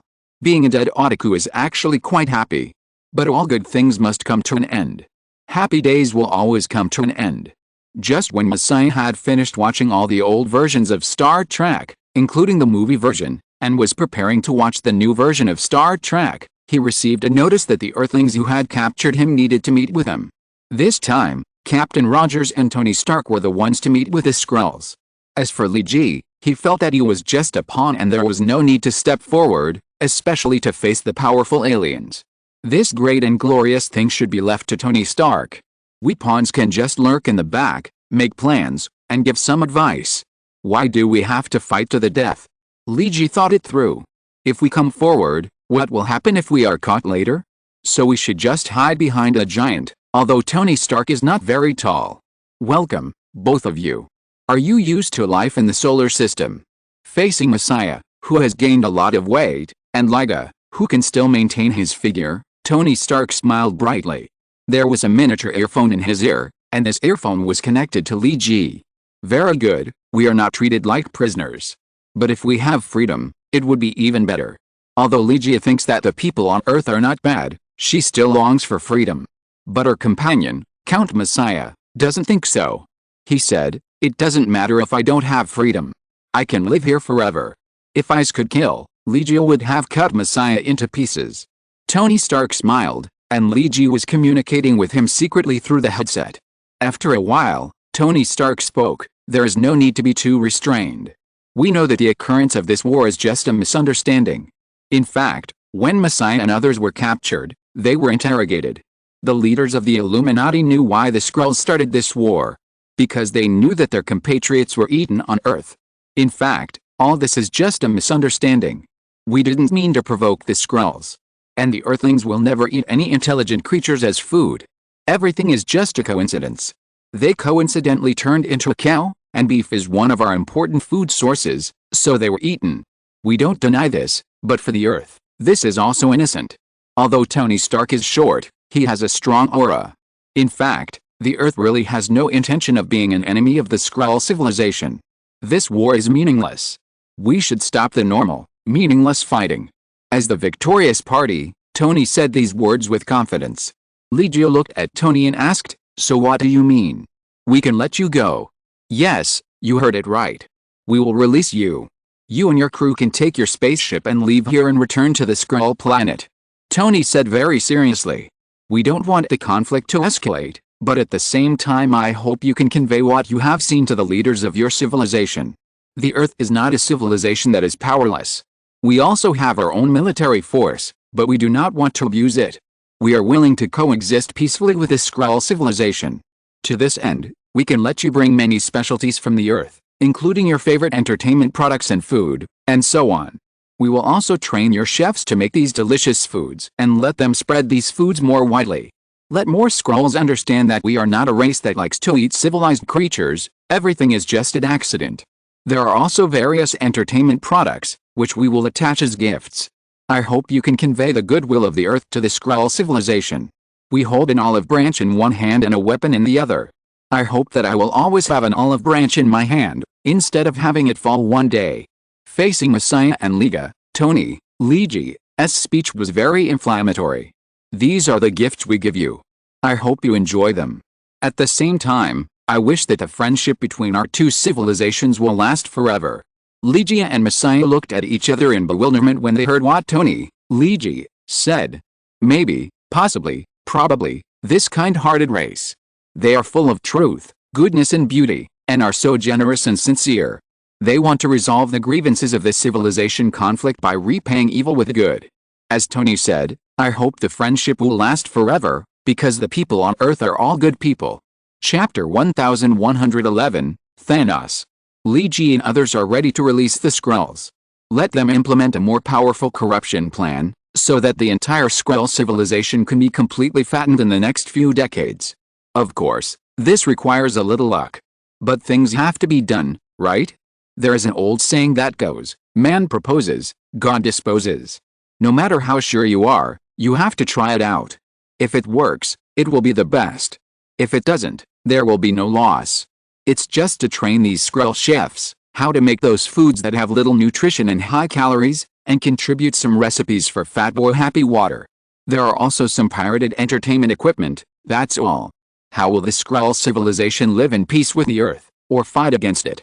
All this needs time to test. But no matter what the Skrulls do, at least they didn't lose too much in this attack. Because it was not their fleet that came to attack the Earth, but the hired space pirates, the Chitauri. The Skrulls decided to use some resource planets as commissions for the Chitauri to attack the Earth. Of course, this commission must be paid by the Chitauri. After completing this task, the Skrulls will pay it. Now that the Chitauri are all dead, the Skrull count has also been captured by the Earthlings. Can the Chitauri still get these commissions back? Of course it is impossible. The Skrulls are not good people who do great good deeds. They will not give their resource planets to others for nothing. If they want to take them away, they can only face the choice of war. The war on Earth has been over for quite a long time. But the Chitauri have not exchanged for news of victory. So there have been some disputes among the Chitauri. They wonder if their fleet has been completely defeated? Otherwise, after such a long time, they should have sent back good news. Several resource planets are also a very large commission for the Chitauri. This time, they sent out the relatively elite 7th Fleet. It is to hope to catch them all in one net and reduce the risk to the minimum. Then read this large commission smoothly. In their view, the Earth civilization is nothing more than fish to be slaughtered. But they waited and waited but could not get the news of victory. You know, after several months on Earth, they finally got a little bit of news. That was the last message sent by the captain of the 7th Fleet before they were defeated. Don't come to Earth. I repeat, don't come to Earth. This is a trap, a conspiracy. The Earthlings have joined forces with the Nova Corps. This is all a trap. The Earthlings are not as weak as the Skrulls say. They have their own interstellar battleships. And they are not inferior to our Luoyang City battleships at all. They can be destroyed by the main guns of their main interstellar battleships in just a few shots. I repeat, this is all a trap. The Skrulls are just testing the waters with us. Our fleet has been annihilated. No one will survive. This is the last message. All of us soldiers now have only one hope. Please ask the organization to avenge us. The insidious Earthlings and the Skrulls who hid this information must be eliminated. This was the last message left by the captain of the 7th Fleet. The pictures of the tragic battle at that time were also sent back. The captain of the 7th Fleet was right. Earth was not as weak as the Skrulls portrayed. The Chitauri were never willing to touch a civilization with such strong interstellar battleships, because it was easy to lose a handful of feed when trying to steal a chicken. The leader of the Chitauri looked livid. This time, he had lost a lot of money in the business. He hadn't accomplished anything, but instead, he had lost his 7th fleet. If he hadn't eliminated the Earthlings, the Skrulls would definitely not agree to give him the resource planets they had promised before. But he had to get these resource planets back anyway, otherwise the loss would be too great. The loss of the 7th fleet was also a heavy blow to the others. After all, they were just space pirates and were not good at fighting tough battles. When the news of the destruction of the entire fleet came out, it was bad news for the entire Legion and would seriously affect the morale of the army. In addition to this, there was another more important and more frightening thing for the leader. That was that the entire Chitauri space pirate fleet was not just his one-man show. Although he was the leader, that was true, but there was a boss above the leader. And this boss is the famous Thanos. This guy has committed countless murders in the universe. Just seeing his purple face can make many people shudder. If Thanos knew that he had suffered such a heavy loss, without getting any benefits, he destroyed the 7th fleet. The leader believed that Thanos would chop off his head and kick it like a ball. But things in this world are often thoughtless. The more you are afraid of something happening, the more likely it is to happen. Just like the random inspection of recitation in class, you always think you can escape some, but the teacher always points your name. There are 60 people in the class, and no one is called, so why is it that you are called? The other 59 people in the class have recited the book, but I am the only one who has not recited it. Why did I get called? The leader of the Chitauri is now facing this situation. Just when he was about to do something, such as asking for those resource planets after the Skrulls made a serious statement. At least if he had some resource planets in his hands, he wouldn't be so embarrassed, and Thanos probably wouldn't kill him. But these plans were all good, but before they were realized, Thanos called him over. Mobilize the elite of the 7th fleet and let them go to the Centauri constellation to teach the bandits there a lesson, so that they know that place is my territory. Don't leave any alive, kill them all. Sitting on a giant vertical chair with an angle of 90 degrees, the purple-skinned cutie was giving specific orders to his subordinates. As the overlord of the universe, he had to maintain his deterrence, so anyone who crossed the line would have his hands and feet cut off and his body thrown into the universe. The Centauri galaxy is also his territory. Committing evil in the Centauri galaxy's territory, isn't that a challenge to my authority? The purple-skinned cutie felt that he couldn't stand it and needed to kill all those guys. But what was strange was that in the past, after he gave these orders, the leader of the Chitauri would always bow and accept the order, and then retreat. But today he didn't leave. Instead, he suddenly knelt down and said in a trembling voice, "Great Thanos, I have a message to tell you." Thanos' purple face turned a little ugly. Because he didn't like others who contradicted him inexplicably when he was giving orders. You'd better have better news, otherwise you know the consequences. The leader trembled even more, but he still said it out loud, "The 7th fleet is completely destroyed on Earth." If you're listening to this novel on a channel other than Fanfic World, it means they downloaded and uploaded it without effort. We cordially invite you to visit our channel, Mundo Fanfic Novelis. There you'll find the original version of this story and you can explore many other novels of various genres. We're waiting for you to immerse yourself in a world of incredible novels. Chapter 1112. I'll get it myself. The 7th fleet was completely destroyed, right on Earth. The Skrulls gave us inaccurate intelligence, saying that Earth was weak and helpless. They tricked us. Although the leader of the Chitauri was shaking like a sieve, he still did not dare to hide anything and told everything. Because he knew that these things could not be concealed, and Thanos would always know all of this. If you tell the truth now, at most you will be beheaded and kicked around. But if you hide everything and are discovered by Thanos himself, then it will not be as simple as beheading and kicking around. Then you will be tortured more severely before the end of your life, and you will regret being born at this time. Thanos has never been a compassionate person. If he still had compassion and mercy in his heart, he would never have become the overlord of the universe like he is now. However, the leader of the Chitauri did not wait to die obediently. He needed to find ways to shirk responsibility and minimize his own faults. Blame is almost a necessary skill hidden deep in the hearts of every race. It's just that different people have different degrees of awakening. Some people can bring this skill to the extreme and become very outstanding strategists, relying on their eloquence to conquer the world. And some people just weave some unreliable and easily exposed lies. The leader of the Chitauri just wants to put all the blame on the Skrulls. They hired us and promised us more resource planets. But they gave us wrong information. In fact, the Earth is not weak and helpless. They have their own interstellar fleet. And they have an alliance with the Nova Corps. We were ambushed and annihilated. The leader of the Chitauri finally finished telling all the bad news, and trembled on the ground, not daring to look up at the face of Thanos, let alone his eyes. Because he was afraid of being swallowed by Thanos' raging anger. After he finished speaking, Thanos sat on his huge iron throne, which was at a 90-degree angle, and said in a tone that could not tell whether he was happy or angry, "So my 7th fleet was completely wiped out for a business deal, right?" "Yes, yes," the leader of the Chitauri said with a trembling voice. "So, since it's a business deal, what about our commission?" Thanos' tone was still the same, with no emotion or sadness. He was as calm as the boss of a fast food chain asking the manager of a fast food chain about the sales today. But the calmer the tone, the more frightened the leader of the Chitauri felt. The Skrulls promised to give us several high-level resource planets and a series of primary and medium-level resource planets as commissions. They gave us a star map. Although his body was still shaking with fear, the leaders of the other continent still trembled and presented the star map. Thanos took the star map and roughly looked at the coordinates of these planets. He continued, "So are the planets on these star maps already under our control?" "No, not yet, I mean actually." The Chitauri leader's words were a little confused, and he didn't know how to answer for a while. After saying a lot of inexplicable nonsense, he sorted out his thoughts. "We didn't complete the Skrulls' mission. Their mission was to ask us to destroy the Earth, but we failed. So they won't give us the commission."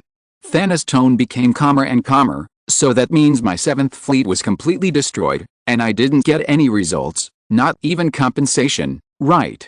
When Thanos said this, the Chitauri leader could only tremble and crawl on the ground, not daring to say anything.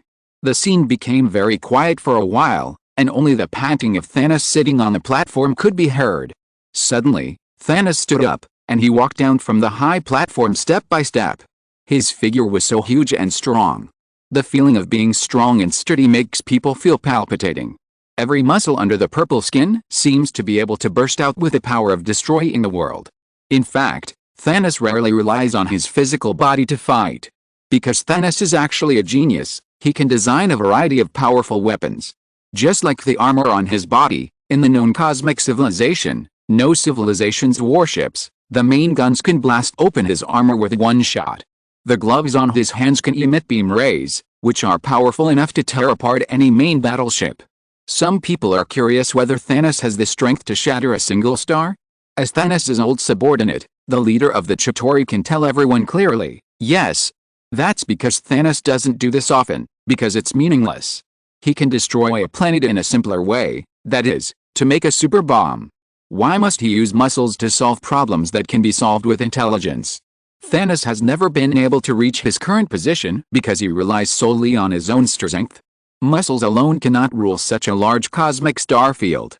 Thanos integrated a large number of space pirates, and used his wisdom to create better spaceships and more powerful firepower for these space pirates. At the same time, he also deeply understood the art of checks and balances. He never fed these talents to their heart's content, nor would he give these people his best technology. Before attacking a certain force, Thanos would always disintegrate the defense system of this force from the inside, such as making all the interstellar battleships infected with viruses and unable to work normally. Or let the defense system of their planet be destroyed internally in a short time. In fact, Thanos relied on this kind of intelligent asymmetric war to rule and conquer such a large area of the universe.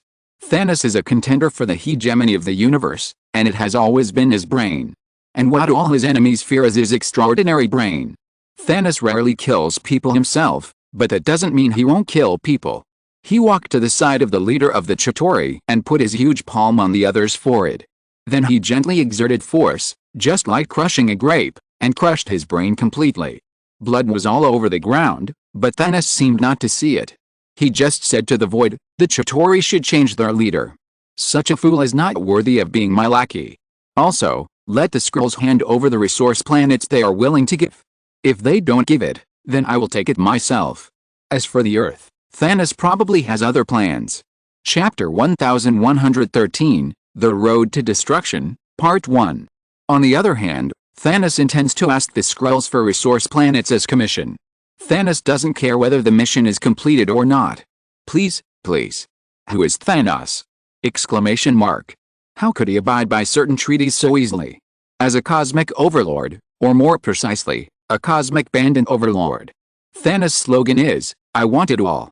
He doesn't care whether the mission is completed or not, and someone must make up for the loss of the 7th Fleet. The Skrulls are a good target. Because Thanos actually has a not very strong alliance with one of the Skrulls' enemies, the Kree. Although this alliance is not very strong, it can be regarded as his ally. For example, Ronan the Accuser, who died before, is a Kree. However, he died in the battle to invade Xandar, and the Nova Corps beat him to pieces. And even the Power Stone was confiscated by the Nova Corps. Thanos was once hunted by the Nova Corps, which was probably the most embarrassing moment in his life. Of course, Thanos treats the dark history of the purple-skinned cutie as non-existent. If anyone dares to mention this, he will be hunted down by the entire universe. For Thanos, this dark history is like the dark video of the Illuminati bosses dancing together. It is completely non-existent. Yes, it does not exist. It should be completely wiped out from the long river of history. However, Thanos can ask the Skrulls for resource planets as a reward. But he did not directly attack the Earth and declare war. Of course, the Earth is located in the Milky Way. If you want to attack the Earth directly, you will inevitably meet the Nova Corps, which protects the Milky Way. Is Thanos afraid of facing the new Corps? No, he is not afraid of the Nova Corps. Although he did lose to the Legion, there was some luck involved. Thanos does not think that he really lost to this Legion.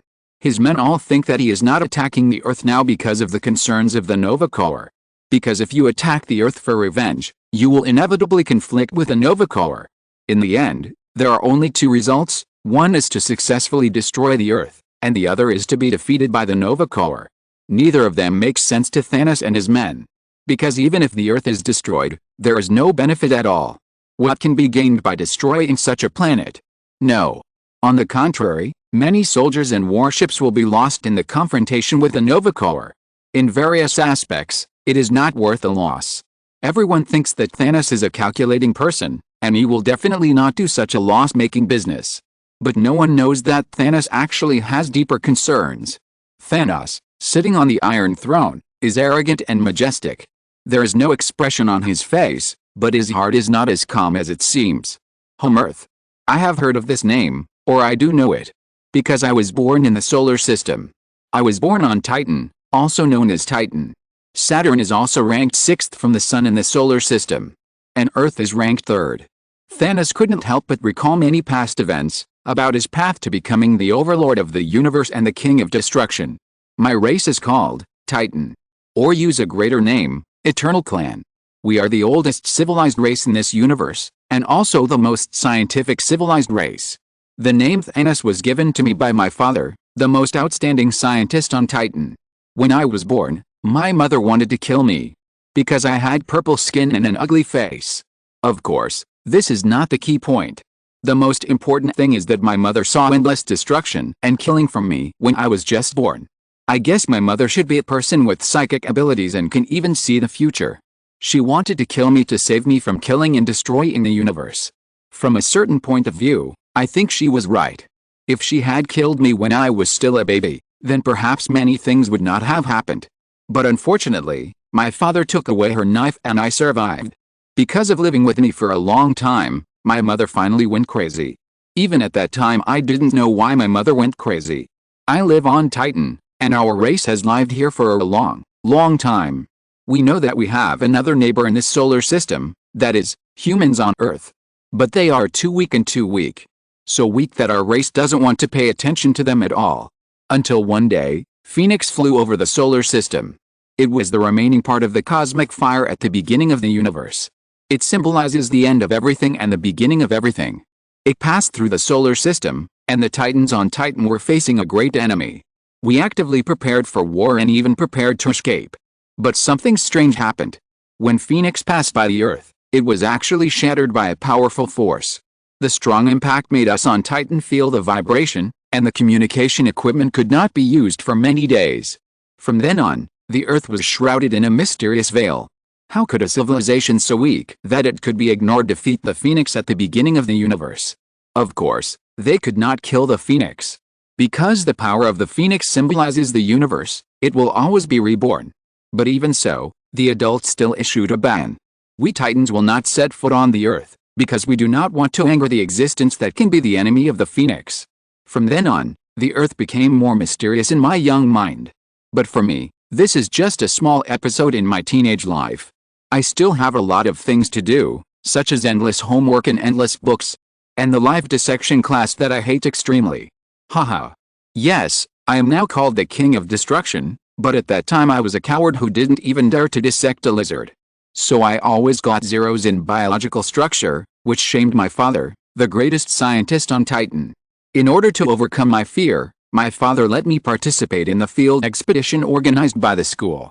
I and 11 other classmates will go deep into the nests of Saturn lizards, observe their daily routines, and dissect them scientifically. Dissection, so disgusting. Why kill? I hate killing any animal, so I have always been a vegetarian. By the way, even though I have become the King of Destruction, I still only eat vegetarian food. My companions and I went deep into the nest. At the beginning, everything went smoothly, but a sudden crustal movement interrupted all the exploration. The landslide and huge rocks blocked the way, and we were trapped in the lizard's nest. Maybe it was us. No, to be precise, it was my classmates. They dissected too many lizards these days, and they had a strong smell of lizard blood. So they attracted a large number of lizards, including Saturn monitors, a super monster with a body length of more than 10 meters.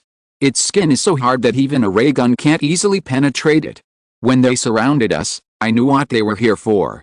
They came to avenge their companions. 12 students without any fighting ability were trapped in the cave, and the adults were desperately digging outside the cave to save us.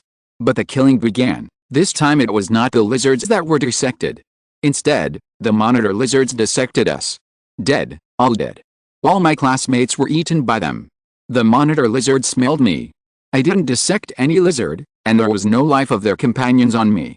So they let me go and turned away. When the cave was opened, there was only me, who was scared and stupid, and 11 broken bodies. I have forgotten how I left that place at that time. I also forgot how many days I was in a daze. I still remember that when I came to my senses, a beautiful girl stood behind me, threw me a knife and said, "Are you a coward?" Chapter 1114, The Road to Destruction, Part 2. Are you a coward? A beautiful girl stood behind me. She looked at me with a mocking tone and eyes. It was the first time I saw her, and I was shocked by her beauty. I don't know why there is such a beautiful girl in the world. The moment I saw her and heard what she said, I felt that I was insulted inexplicably. It was not until many years later that I realized that it was the feeling of not wanting to be despised by the woman I love. I stood up as a young man, straightened my chest, and mustered up my courage. No, I'm not a coward. I shouted loudly, as if the louder the voice, the more courage it would give me. The girl looked at me and smiled. She threw a knife at me. Prove it to me. I took the sharp knife at a loss. What? Prove what? How to prove it? I was a little confused. Aren't you very courageous? Have you forgotten those giant lizards who slaughtered our companions? In front of you, they ate all our classmates. Prove it to me. Ask our classmates for revenge. Go and complete what they should have completed. The girl turned around and walked away, leaving me standing there holding the knife. Inside the giant lizard cave, the corpses of lizards were piled up. I did it. I used nerve anesthetics to knock down all the lizards and killed them all. Before this, I didn't even have the courage to dissect a small lizard on the dissection table in the scientific laboratory. Every time I held the knife or saw the corpse of a dead animal, I felt a wave of nausea and panic. But when I killed all the lizards today, I found that I didn't feel any discomfort. No, it's not accurate to say that. In fact, after I raised the butcher knife and killed the first lizard, I finally found out why I felt out of tune with others on the planet and in school for so many years. That is, I actually have no feelings. I have no joy, anger, sorrow, or happiness. I can't feel any emotions. But I have the fear of dying, and when I raised the butcher knife to slaughter the first lizard, even this remaining fear left me. Maybe fear is the only thing that allows me to live a normal life and be like a normal person. Now I have no emotions anymore, and I have become very strange. But everyone thinks I am normal because I can dissect lizards smoothly in science class. And I can write dissection reports with high scores. That year I was 12 years old. Others think I am normal, but I feel more and more abnormal. Because I don't have any emotional perception, I want to try hard to find something back, even fear. Because when I lose all my emotions, my life becomes meaningless. I even think I should die immediately. At this time, the beautiful girl appeared again. I swear, I haven't seen her in school. But she is wearing a school uniform. I have looked for her everywhere in school, but there is no news. Now she appeared in front of me and said, "What is my little boy confused about?" The moment I saw her, I suddenly regained a trace of emotion. I can feel the feeling of being alive. I don't feel anything anymore. I don't have any joy, anger, sorrow or happiness. I want to feel something, but I can't feel anything. Maybe it's because you haven't realized the true meaning of life yet. The true meaning. Yes, why don't you do some bigger scientific experiments? Dissect something more interesting. The girl's smile was charming. Under her encouragement, I dissected more and more animals, and the size became larger and larger. I am looking for the true meaning of life. I urgently want to know the answer, because only in this way can I find the medicine to free myself. I began to slowly realize that I am a monster. I am the only one like this in the world. After I dissected the mountain ape man, I still didn't get the answer. This is the species closest to intelligent creatures that I know. But where is the true meaning of life? Why can't I find it? Maybe we should change our target. The girl smiled and took me to a beautiful garden on the planet. My two classmates were hugging each other behind the rocks there. What are they doing? They are so intimate. I was confused. I didn't know what the meaning of a man and a woman hugging each other tightly and exchanging saliva with each other was. That's love, my little boy. The beautiful girl was laughing at my ignorance. Love. Yes, it is the sweetest and most satisfying feeling in the world. With love, you can feel the whole world. The girl's voice sounded in my ears. I couldn't hold back my impulse. I couldn't wait to get this feeling. What should I do? The girl blinked her cunning eyes. Guess. So the first dissection class of intelligent creatures began. But unfortunately, I still didn't find the thing called love in the dissection. Where does this feeling come from? How is it formed? Why does it make people feel so sweet? The disappearance of my classmates caused some commotion in the school. But no one thought that they were killed. Because there has been no murder on Titan for more than 1,000,000 years. Everyone has forgotten what murder is, and even the law does not mention how to deal with murder. And I am still alive on this planet, and no one knows what Thanos has done. Everyone is looking for the missing classmates. At home, my mother, the crazy mother, saw through me. She knew what I did. She aroused my curiosity. I am a monster, and I can now confirm it thoroughly. But how did she give birth to a monster? I dissected my mother on the dissection table. But I still didn't find the answer I wanted. I also knew that I couldn't stay on Titan. I wanted to find that beautiful girl to escape with me, but I couldn't find her. So I could only seize a spaceship by myself and fly to the vast universe. I began to wander in the universe, without a fixed place to live. Join a group of space pirates and rob from here to there. Don't get me wrong, I am not responsible for killing. I dissect many creatures, but all for research and scientific research purposes. I hate killing. Then I met a woman, fell in love, if that counts as love, and then had a child. Then I got bored quickly, and then changed to another group of pirates, and then continued the previous reincarnation. Continuously, I was looking for love, as if I had it before. I was looking for my feelings, but I could only get lost. Until one day, the beautiful girl appeared again. P.S. The growth path of Thanos is still very important. These stories are basically from the official comic The Rise of Thanos. But I believe that many book friends will not read the original comics. So I still have to lay out this story. And there are a lot of obscure things in the original comics, about Thanos losing all his senses, not feeling joy, anger, sorrow, and other underlying things, which are not directly portrayed in the comics. You need to read carefully to know. I can be regarded as distilling the key points in the comics. Chapter 1115, The Road to Destruction. That beautiful girl appeared again. I don't know why she appeared here, but it doesn't matter. What matters is that I saw her again. I have lost my senses for many years, following the space pirates. Watching them kill and rob, I have no pity in my heart, and pity is one of the most important emotions of the Titans. I don't want to be a monster, I want to have feelings. So I keep searching. What is the true meaning of life in this world? So you haven't found it yet. The beautiful girl is still the same as usual. When she talked to me, her tone and eyes were full of sarcasm. Have you found the feeling? Whether it is hatred, anger, jealousy, or anything else? No, not really. In fact, I can't feel anything. I felt extremely frustrated. Wait, I felt frustrated. Even frustration is a kind of emotion. Before I met this girl, I had never felt such a similar emotion. The girl smiled brightly. So you haven't found the true meaning of life either? No, I can't find what the true meaning of life is. Can you tell me the answer now? This question was originally raised by this girl. What is the answer? I urgently want to know now. The girl smiled again, this time not with a mocking smile, but with a happy smile. The true meaning of life is death. Everything will eventually return to death. You have been a member of the space pirates for so long, and have seen countless killings and executed many people with your own hands. I think you should understand. No matter how rich and powerful a person is, life will eventually come to an end, and the end is death. The ultimate goal pursued by all life from the beginning is death. It's just that everyone pursues different ways of dying. This is the final destination. Speaking of death, the girl's face showed an indescribable excitement. It seemed that, as she said, all of this existed for death, and she was excited about death. Death is the true destination of everything. I have been pursuing death all my life. Only death can make me excited and happy. Thanos, when you killed the lizard for the first time, I felt that you were full of charm, because you brought me death, which is the best drug in the world. It makes people intoxicated. The girl smiled, and I felt that my heart was about to jump out of my chest.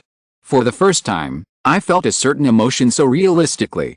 Yes, that girl once said that this is love, which makes people willing to give everything for her.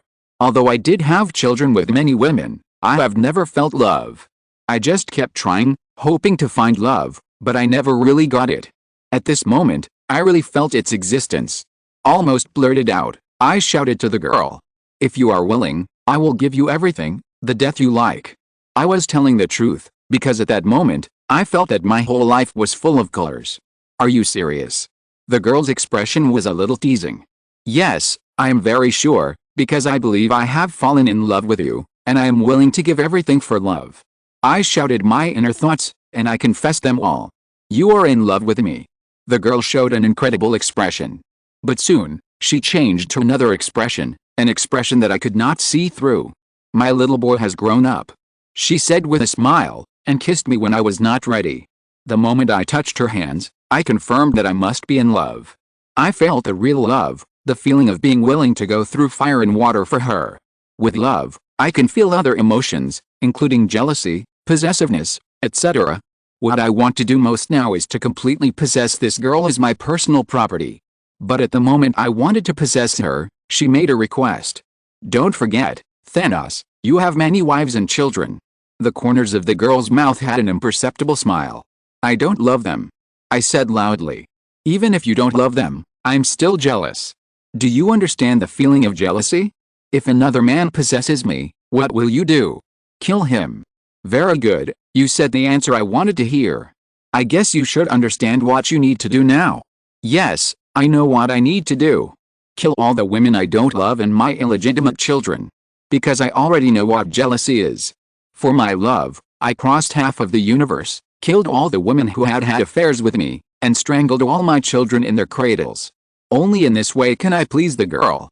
I once asked the girl's name, but she just smiled and said, I like death and chase death. Death is the most beautiful thing in the world, so you can also call me the goddess of death. I killed all the women I had affairs with, and I also sent my private army to hunt down those illegitimate children. But this was not enough. Death wanted more, so I targeted my own people. Titan, this race called the Eternal Clan. Because our race has a stronger vitality, their death will bring more fun to the Death Girl. So after many years, I returned to 2 greedy, that is, Titan in the solar system. Using my understanding of the Titans, I destroyed all their defense systems and launched a final attack on them. The war lasted for a short time. I personally took action and studied various super weapons. The Titans are not good at fighting. Even if the civilization is superior, it still cannot change this. My battle was obtained by following those space pirates. So on Titan, I set off a massacre. Of course, because of the mystery I felt about the Earth when I was young. I also went to the Earth once, but I met two very troublesome opponents on the Earth. A one-eyed dragon named Odin actually defeated me and even robbed my infinite loves. From then on, the Earth became a place I didn't want to set foot on again.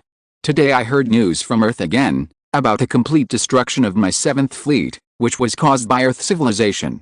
I don't want to pay attention to Earth, because if I pay attention to Earth again, I might run into those two crazy people again. But things don't always go as planned. Because the goddess of death appeared beside me again, and she whispered softly in my ear, "Don't forget what you promised me, kill your bastards, I smell the smell, the place where your last bastard is." Where is it? Earth. Thanos, Earth again, really, I really don't want to set foot there. Chapter 1116, Overcrowded. Li Ji didn't know that Thanos had set his sights on the Earth. Because in Li Ji's opinion, there is nothing on Earth now that Thanos covets. If we follow the content of the movie, Thanos came to snatch the Infinity Stones because he knew that the Earth had Infinity Stones. And Thanos knew about the Infinity Stones because Loki leaked the secrets about the Earth. He used the secrets of the Earth to exchange for the support of Thanos and Chitauri. But in this world, all this did not happen. Although the Chitauri also came to attack the Earth, it was because of the employment of the Skrulls. And the employment of the Skrulls was to avenge their one arrow. To be precise, it was revenge for their dignity. After all, their fellow tribesmen were kept in captivity by the Earthlings and eaten as meat. The Chitauri only exist as a group of mercenaries. They actually don't know what the Earth has, and even they were all caught by Li Ji in the end, and no remnants of the Chitauri were spared. So from this point of view, Thanos should not know what secrets are hidden on the Earth. Li Ji felt that he had done a lot of things. He had sent the Reality Stone back to Asgard, and the Space Stone was brought back to Nova Corps by the Guardians of the Galaxy. The Ancient One had a Time Stone, but it was said that the Ancient One hid it very secretly, and very few people in the entire universe knew that he had the Time Stone. So from all angles, Thanos had no motivation to come to Earth, because there was nothing on Earth worthy of his visit. Of course, Li Ji didn't know that Thanos had an illegitimate child on Earth, and Thanos also listed the pursuit of his illegitimate child as his top priority. But even if Death told Thanos that he had an illegitimate child on Earth, but Thanos would think of his painful experience hundreds of years ago, and he still didn't choose to go to Earth in person. The Obsidian 5 generals under Thanos are the 5 most important assistants for Thanos to conquer the universe, and each of them is extremely powerful. They are all cosmic-level powerhouses, at least at the level of Drax the Destroyer or One Punch Dr. Banner. In short, they will not fight evenly with characters like Hawkeye or Black Widow. After all, Hawkeye and Black Widow do not have the passive talent of Captain Rogers. Thanos sent one of them to Earth to test the current danger level of the Earth. And Li Ji didn't know all this. Because Li Ji still has a lot of things to do, he thinks Thanos' crisis should be far away. Of course, he is not unprepared, but things always have priorities. He has other things to do at this stage, such as finding aliens that have not been completed. The alien who told the Skrulls that the Earthlings ate the Skrulls has not been found yet. As an unexpected gain, Li Ji and others found Clark Kent, the child of Hyperion. If this is considered a positive gain, then the subsequent discoveries will not be so positive. Is Li Ji there? I need to talk to you. We have very bad news. Dr. Hank sent a very bad news. When he received this news, Li Ji was having a pillow fight with Lan. And the war entered a critical moment. Li Ji was about to knock Lan down, but at this time the phone rang. You can imagine how angry Li Ji was at that time. Dr. Hank, you'd better tell me something important now, otherwise Nightwalker will be very angry and the consequences will be serious. Li Ji issued a stern warning, and Dr. Hank could feel the anger inside through the phone. Okay, Nightwalker, I really don't want to bother you, but there is a little problem with our plan to hunt for aliens. Dr. Hank heard Lan's voice on the other end of the phone. Lan was whispering to Li Ji what happened. As a beast who has just fallen in love recently and finally got rid of being single for so many years, Dr. Hank knew what this meant and what he had interrupted. He was afraid that Li Ji, who had lost his mind, would rush over and beat him up. You know, although Li Ji may not be able to beat others, he has no problem beating himself. His old bones can't stand Li Ji's torment, and he is not Captain Rogers, And it's a 50-50 fight with anyone. Okay, then tell me what the little problem is. Li Ji tried his best to suppress his anger. To be honest, he felt that he could still suppress his anger at this time, and his self-cultivation skills were getting better and better. Regarding the capture of aliens, you know, we are investigating the alien spies on Earth. We are looking at how many aliens are lurking on Earth. Hank tried his best to speak in a measured tone so as not to make Li Ji angry. Then, Professor Charles has been investigating the aliens on Earth, and Thor and Tony have been capturing the aliens he found. There were many capture operations that you did not participate in, because at that time you seemed to be talking to the Ancient One about something. Tony and Captain Rogers said that it was important for you to understand something and asked us not to disturb you, so they were responsible for all the subsequent capture of aliens. Hearing what Dr. Hank said, Li Ji could only turn over and put on his clothes, and then put away the pillow that was covered with feathers. Okay, so what's the result? Did they catch them or not? Well, it's hard for me to simply say whether they caught them or not. If we say we caught them, we did catch them, but if we say we didn't catch them, we didn't catch them either. Dr. Hank spoke a little hesitantly. If you catch them, you catch them. If you don't catch them, you don't catch them. What do you mean by being so ambiguous? Li Ji felt that Dr. Hank's words today were not like his style. I said we caught them because we did catch aliens. Are you talking about Clark Kent? No, I'm talking about many Clark Kents. Huh? Anyway, if you have time, come over soon. Our biggest problem now is not that we haven't caught aliens, but that we have caught too many aliens. Now all our cells are full. There is no room for them. Turn on the video and I'll show you. After Dr. Hank finished speaking, he sent a video call request. Li Ji agreed to the request. Then the video screen came. The prison, which was originally designed to hold at least 70 prisoners, is now overcrowded, and some prison rooms are crammed with 3 to 4 people. These are all aliens, you know. Dr. Hank said helplessly. Huh? Li Ji was a little surprised. When did there appear so many aliens on Earth? Chapter 1117 Alien Management Office. As Dr. Hank said, the prison that was originally intended to hold aliens is now overcrowded, and all the places that can be stuffed have been filled. The Earth has never discovered aliens on such a large scale. If the alien search plan had not been launched this time, perhaps even the leaders of the Illuminati would not know that there are so many aliens on Earth. Now Professor Charles has not found the real mastermind, Liang Fifan, but he has already captured 100 or 200 other aliens. How can there be so many aliens? Li Ji hurried to the temporary prison they set up on Earth and asked in disbelief. And now all the leaders of the Illuminati are here. I thought the prison with the most aliens was the one we set up on Venus, the one used to hold the Skrulls. We held a ship of Skrull captives there, but I didn't expect that there are more aliens on Earth than on Venus. Facing Li Ji's question, Tony Stark and Dr. Hank looked at each other and then shrugged their shoulders. Tony Stark said, "That's because we never looked for it seriously. When we started looking, we always found all kinds of things we didn't want to find in all kinds of corners. Just like when you clean your house, you always find some things that you thought you had lost a long time ago, or you think your house is very clean, but there are always some cockroaches in the dark corners." Tony Stark's statement and metaphor are quite vivid. However, this is not a good phenomenon for Li Ji and others. There are so many aliens on Earth. What are they doing? Are they all alien traitors? Or is it that the Earth has been deeply infiltrated by aliens? So what did you ask? Where did so many aliens come from? For the bigwigs of the Illuminati, so many aliens on Earth is indeed a relatively important matter. What is their intention? What is their purpose? Where is their home planet? What race of aliens are they?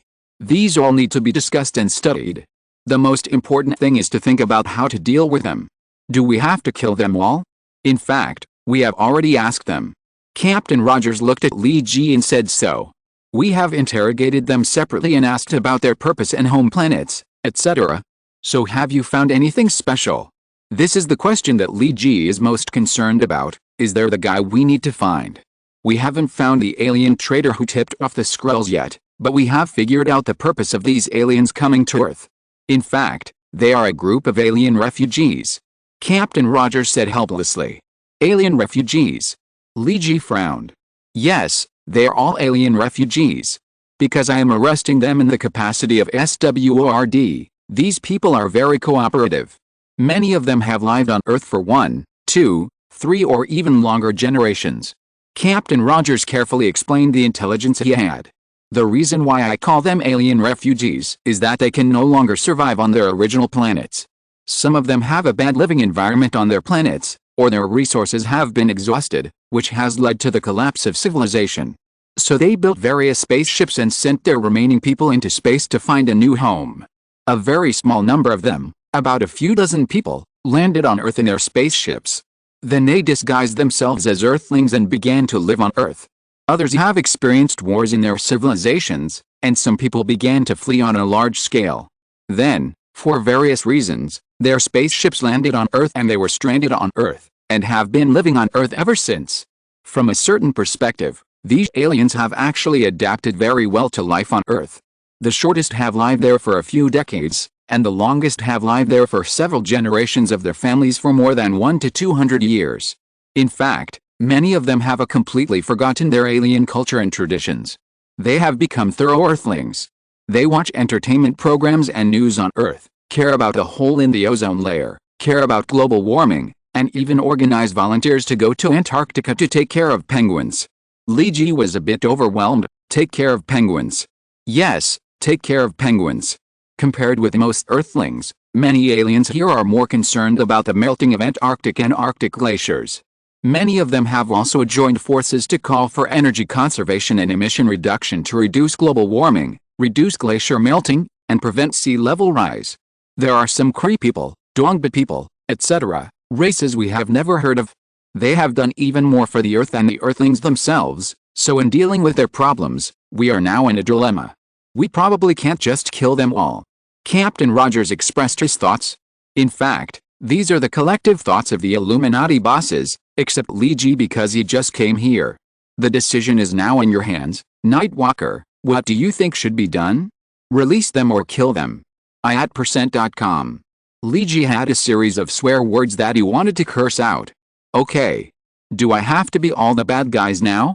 If I say I want to kill all these people, they will really do it, and then the bad reputation will be mine?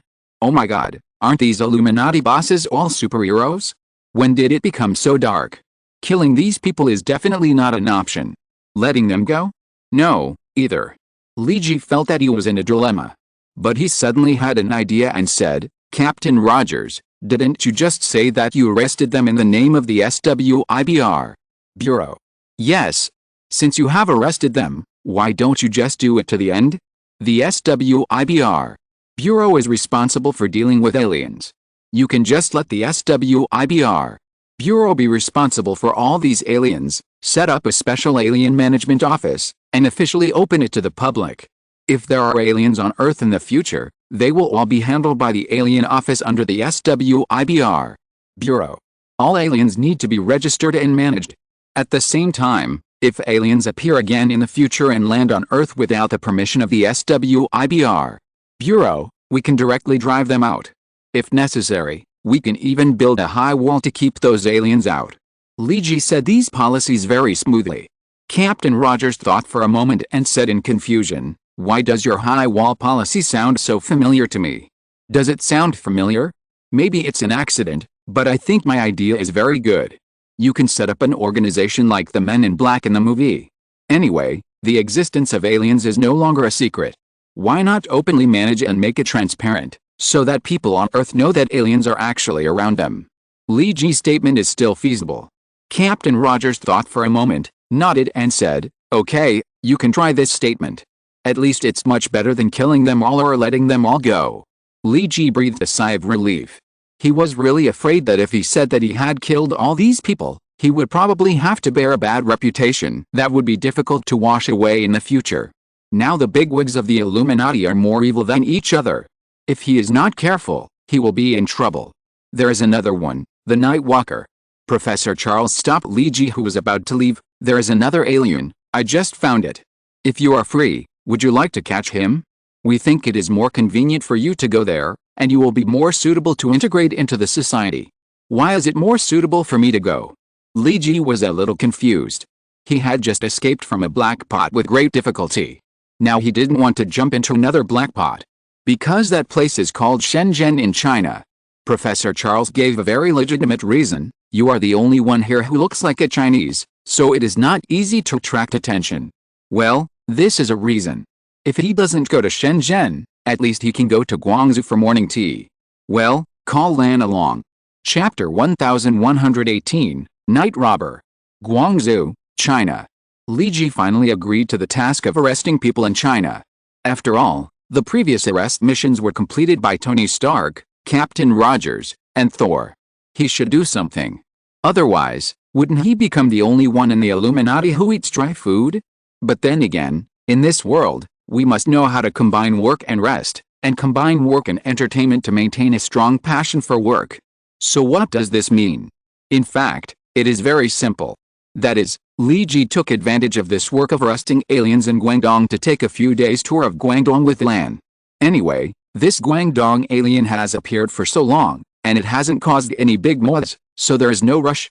He and Lan can play here, eat some delicious food, drink Guangdong morning tea, and then capture this alien. Isn't it wonderful? Work and life are not affected. Since you come to Guangdong, how can you not come to Guangzhou for morning tea? If you don't drink morning tea, wouldn't it be a waste of coming to Guangdong?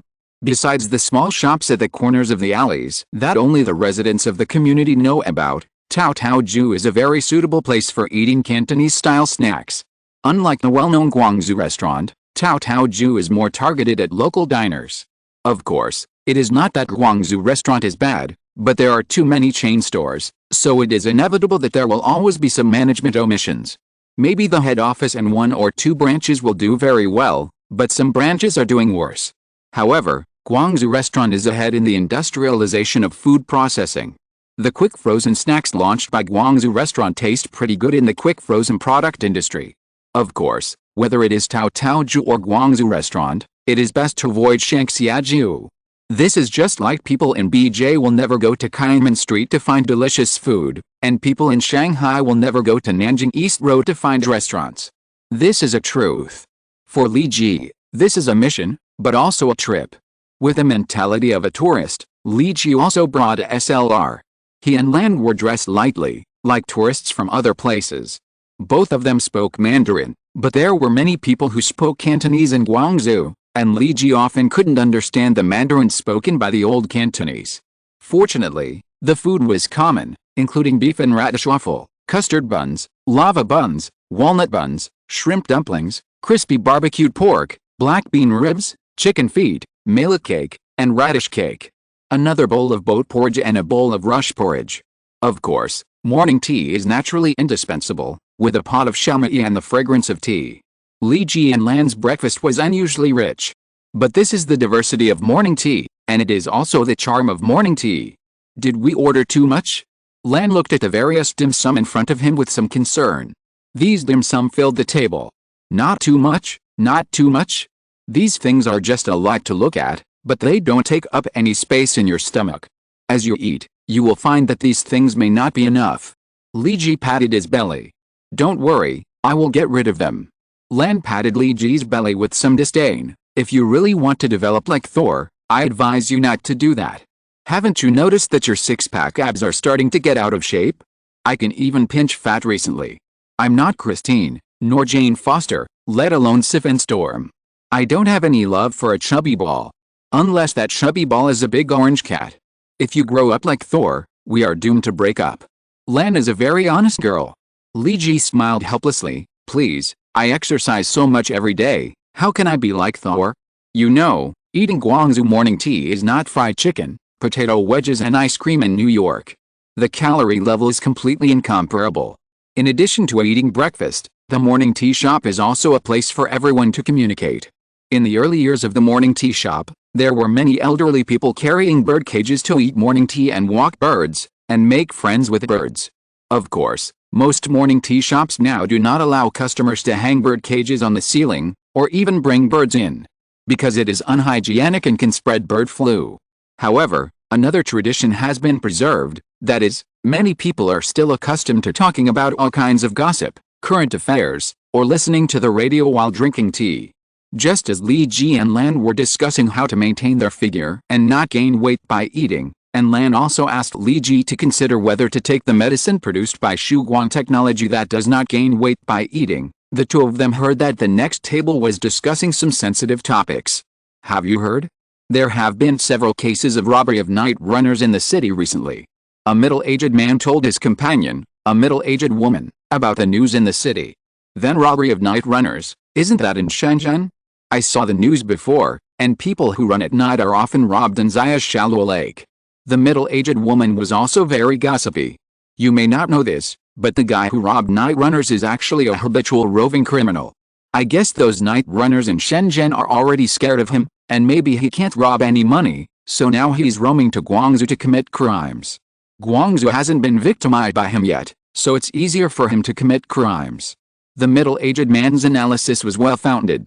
I heard that the police have given him a nickname called the Night Running Killer.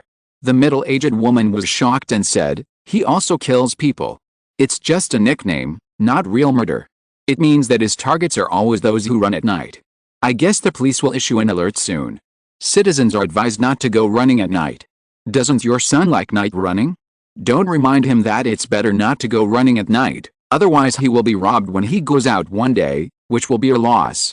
I heard that this night running robber will rob anything, except money, including headphones, mobile phones, and smartwatches. Anyway, he will rob anything that has money on you. If you really don't have anything valuable, he will even rob your coat. Li Ji and Lan felt a little unbelievable when they heard the conversation of a middle-aged man and woman sitting at the next table. The two looked at each other.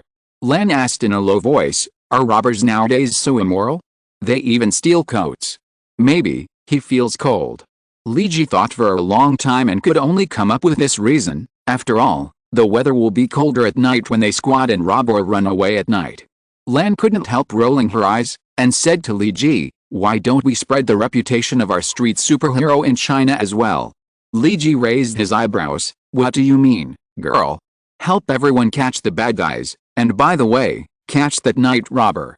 It can be regarded as getting rid of harm for the people. Lan looked at Li Ji and smiled, looking a little naughty. If you're listening to this novel on a channel other than Fanfic World, it means they downloaded and uploaded it without effort.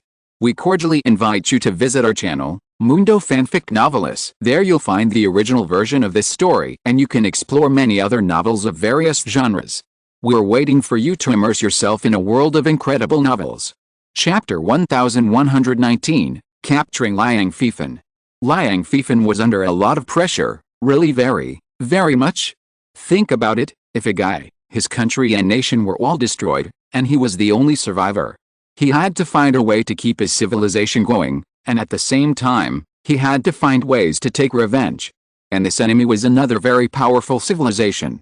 It can be said that relying on personal strength alone, it is impossible to compete with it anyway. Although I have thought of many ways, even using the Earth civilization to fight against the Skrulls and so on. Yes, Liang Fifan has been worrying about all this and thinking hard. After spending so much effort, it may fail in the end because of the alliance between the Earthlings and the Nova Army. The idea that he may have no hope of revenge in his life grew in Liang Fifan's heart. It is inevitable that he feels heavier. And the heavier his mood is, the more entertainment Liang Fifan needs to release the pressure in his heart. Liang Fifan started robbing and running at night because he had just escaped from Zhang Tong's clutches at that time. Although he changed into human, he didn't have much cash on hand for a while, and it was unlikely that he would go to work or something. So at first, he used robbery and night running to get some money to spend first. Later, Liang Fifan slowly discovered that robbery and night running were not a good way to make money, but Liang Fifan was still immersed in it because it was a good way for him to relieve stress. He vented all his pressure and accumulated distress on the night runners, especially at night when he suddenly jumped out and stood in front of those night runners, scared them into panic, and then almost wet their pants, and then handed all the valuables on them to him. This made Liang Fifan feel a different kind of pleasure. He felt that his pressure was released at that moment. Is this very perverted? Yes, it is indeed very perverted, but some people just need to use this perverted way to vent their dissatisfaction and anger, as well as various pressures in life and work. Just like someone stole more than 100,000 pieces of underwear in 3 years, what does he want these underwear for? In fact, in the final analysis, it is just a way to relieve your own pressure. However, Liang Fifan recently encountered a rather distressing thing. That is, the night runners in Shenzhen have been robbed by him like dogs that have lost their homes, and they dare not move at night. Originally, there were many night runners in various places such as Shallow Lake, because many people may not have time to exercise during the day, so they put exercise and running time at night. But because of the appearance of Liang Fifan, he created hundreds and thousands of night running robberies in just a few months. Sometimes there were several in one night. And the Shenzhen police couldn't catch him at all. Yes, think about it, a supercriminal like a superhero, who obviously has extraordinary strength, but does such a sneaky business, how can ordinary police officers catch him? This is like Thor doing these things, at least the people of the Spear Bureau must be dispatched to catch Liang Fifan. But how could the people of the Spear Bureau spend a lot of time to deal with a night-running robber in Shenzhen? So after a while, Liang Fifan became a guy that people were helpless. The people who can manage him don't come to manage him, and the people who should manage him don't have the ability to manage him. Now the whole Shenzhen is in a state of panic. Liang Fifan can only move his position and transfer his great work of robbing night runners from Shenzhen to Guangzhou. Fortunately, Shenzhen is not far from Guangzhou. At present, the Shenzhen police have handed over all the information about the night runners to the Guangzhou police. The Guangzhou police are on high alert and have set up strict control to catch this night runner who has committed hundreds of cases. But this is not an easy task. So far, dozens of night runners have occurred in Guangzhou. But the Guangzhou police still have no idea about catching Liang Fifan. Liang Fifan enjoys the battle of wits and courage with these ordinary policemen. No, it's not a battle of wits and courage, it should be said to be a one-sided play. Although it sounds perverted and a little boring, Liang Fifan really enjoys it. He now feels that he probably has no hope of revenge for his nation in this life, so he just wants to live a happier life now. Just like tonight, he was lurking in a park somewhere in Guangzhou, waiting for the arrival of his prey. Liang Fifan didn't care whether the person he robbed was a man or a woman, strong or thin, because for him, ordinary earthlings were not worth mentioning. So when Li Ji disguised himself as a strong man, wearing a full set of sportswear, and ran in the park at night, Liang Fifan had already set his sights on him. In fact, Li Ji and Lan had been in Guangzhou for 2 days, and they had been pretending to run at night for 2 days. Anyway, the task of capturing aliens was not so urgent, so the two had time to do some things to eliminate harm for the people. Liang Fifan set his sights on Li Ji, but he didn't know that Lan, who was secretly observing Li Ji, seemed to have set his sights on him. Lan's magic attainments are still one of the highest in the entire Kamarteki, except for the Ancient One. Maybe Strange and Dr. Doom will have deeper magic attainments than her in the future, but now they are not as good as Lan. Seeing Li Ji running in the park at night, Liang Fifan couldn't hold back his excitement. He hadn't seen such a big prey for several days. Not only was he wearing a valuable coat, but he was also wearing a smartwatch, a smartphone tied to his arm, and a very valuable Bluetooth headset. Even if he didn't have cash on him, this set was worth a lot of money. Robbery once by yourself will definitely relieve a lot of nervousness. So without much hesitation, Liang Fifan jumped out and stopped Li Ji. And he bared his teeth and claws, and said in a very tough attitude, "Robbery, this mountain is mine, this tree is mine, if you want to pass through, leave money to buy your way through." I don't know where Liang Fifan learned this trick, but it's quite useful. In addition, he has 2 bright machetes in his hands.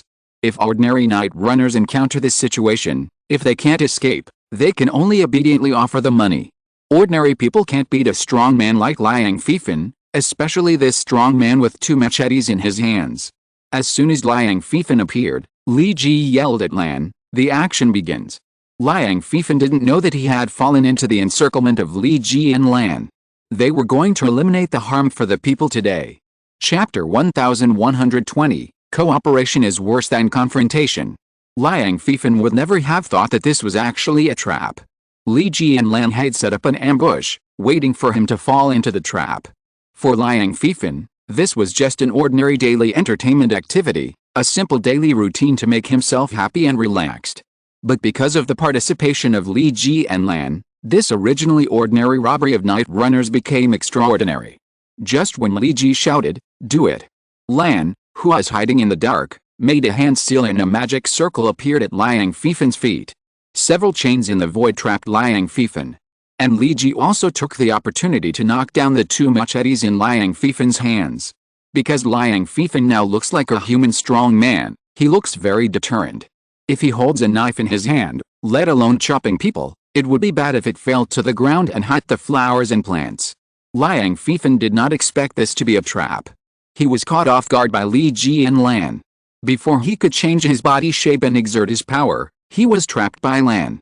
However, Li Ji and Lan did not regard it as a big danger at first, but just regarded him as an ordinary petty thief.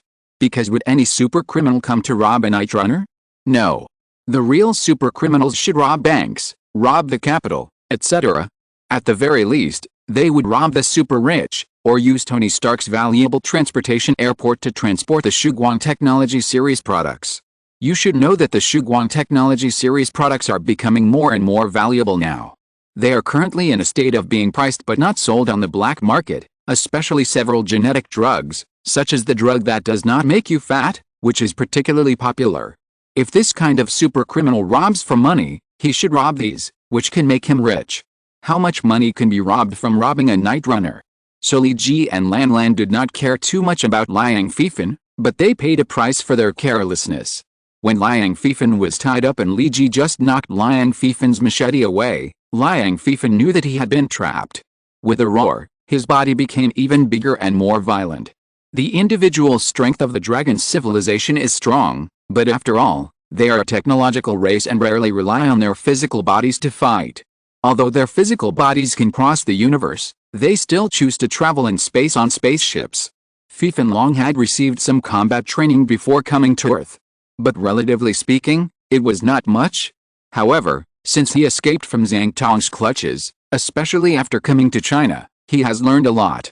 In particular, some Chinese channels like to broadcast various martial arts and action movies, which has benefited him a lot. Often watching these movies, including the popular Hong Kong comics in Guangdong province, seeing those martial arts movies always makes him feel that it turns out that power can be used in this way. He even became a disciple of a master of Wing Chun after watching Ip Man and learned Wing Chun for a while. Because Liang Fifan has superior physical fitness, he can now be regarded as a kung fu master. Because he underestimated Liang Fifan's strength, Lan chained him without any special reinforcement, which gave Liang Fifan the opportunity to break free. As soon as Liang Fifan broke free, he immediately hit Li Ji with a set of Wing Chun's little thoughts.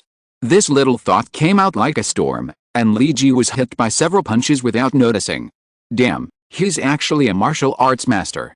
Li Ji thought of Shangqi, who was sent by the Shunmao Bureau and whom he had met in the United States. Shangqi is a martial arts master and Daniel's senior brother. It is said that he was the most qualified to inherit the title of Iron Fist of this generation. But for some reason, the Iron Fist was finally won by Daniel. And Daniel also became the weakest Iron Fist in history. Liang Fifan performed the Wing Chun boxing in a very decent manner, and almost beat Li Ji to the point of losing the game. It must be said that when dealing with the enemy, you can never be careful and careless at any time, because once you are careless, it is easy to get into trouble. Li Ji did not bring 10 gloves, nor did he draw out the thunder knife. He did not bring any equipment, which was to underestimate Liang Fifan. Li Ji felt so embarrassed to be beaten like this.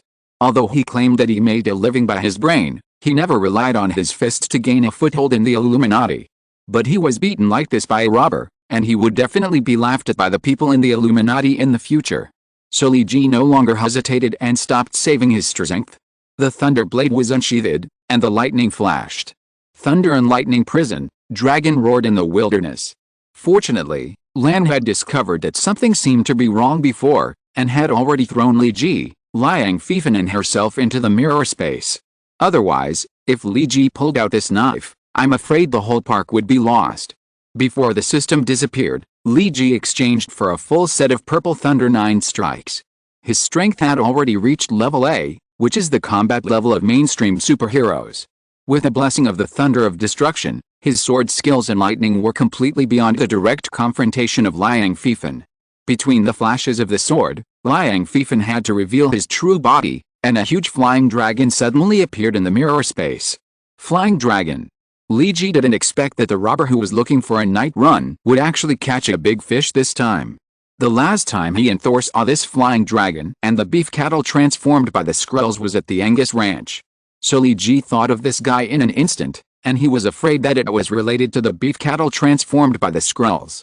Because there are no such coincidences in the world, he just happened to appear in the Skrull cattle ranch, and soon the Skrulls got the news that their compatriots were eaten on Earth, and then they were going to attack Earth.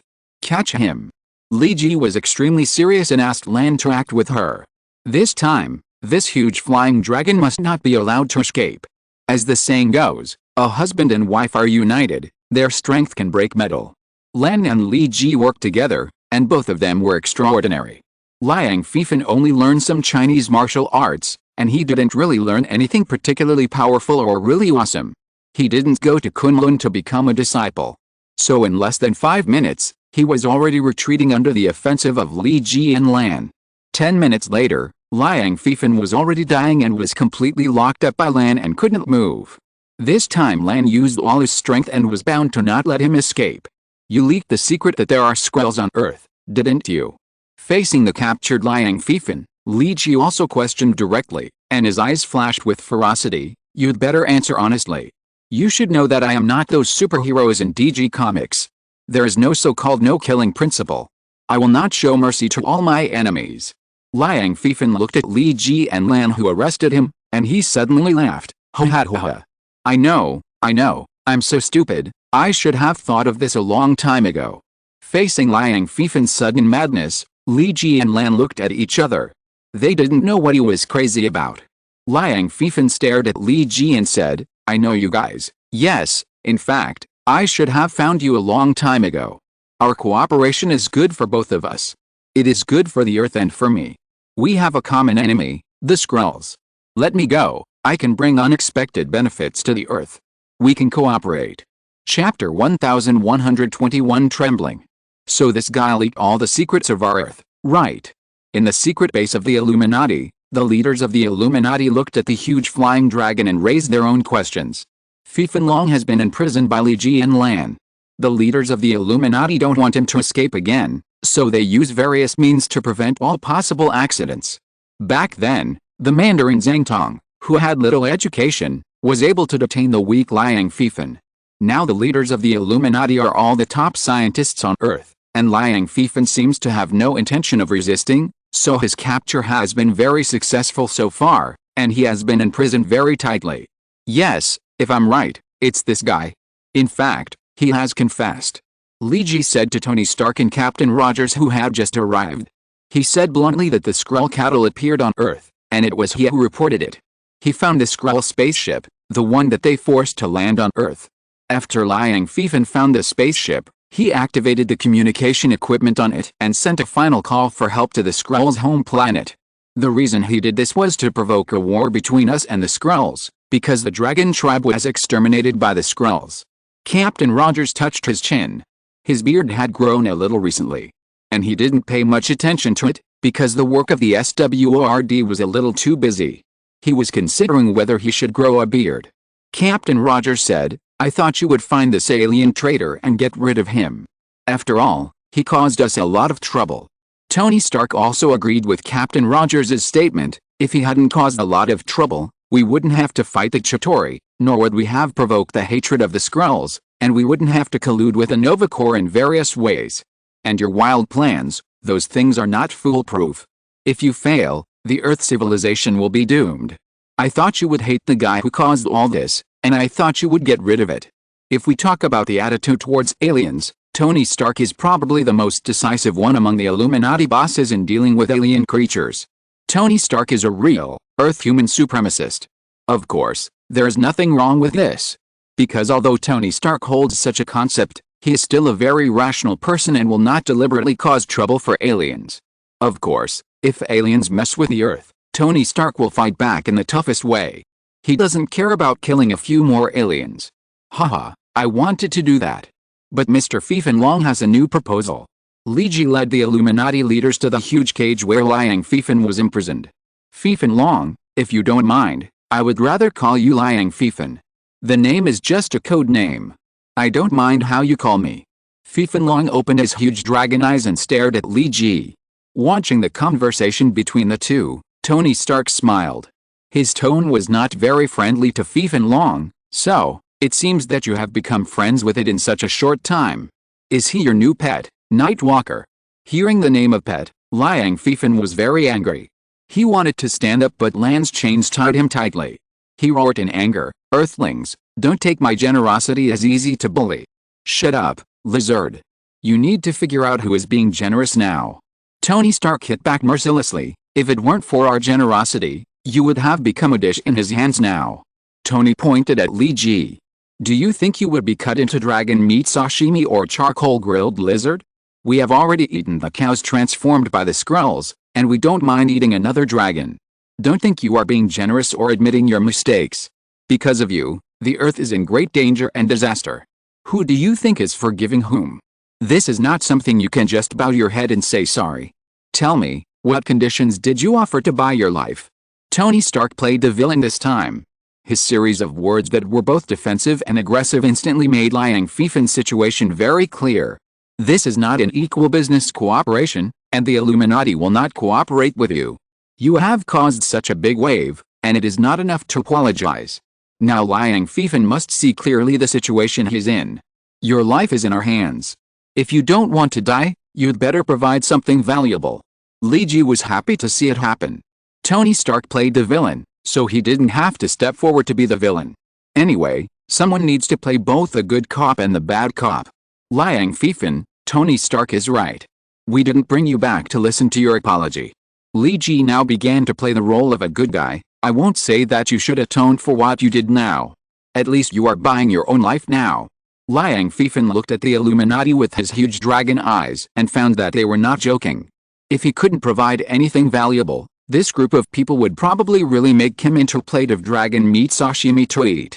Liang Fifan recognized the reality and now he had missed the best opportunity for cooperation. Well, actually we have a common enemy, the Skrulls. I am willing to cooperate with you.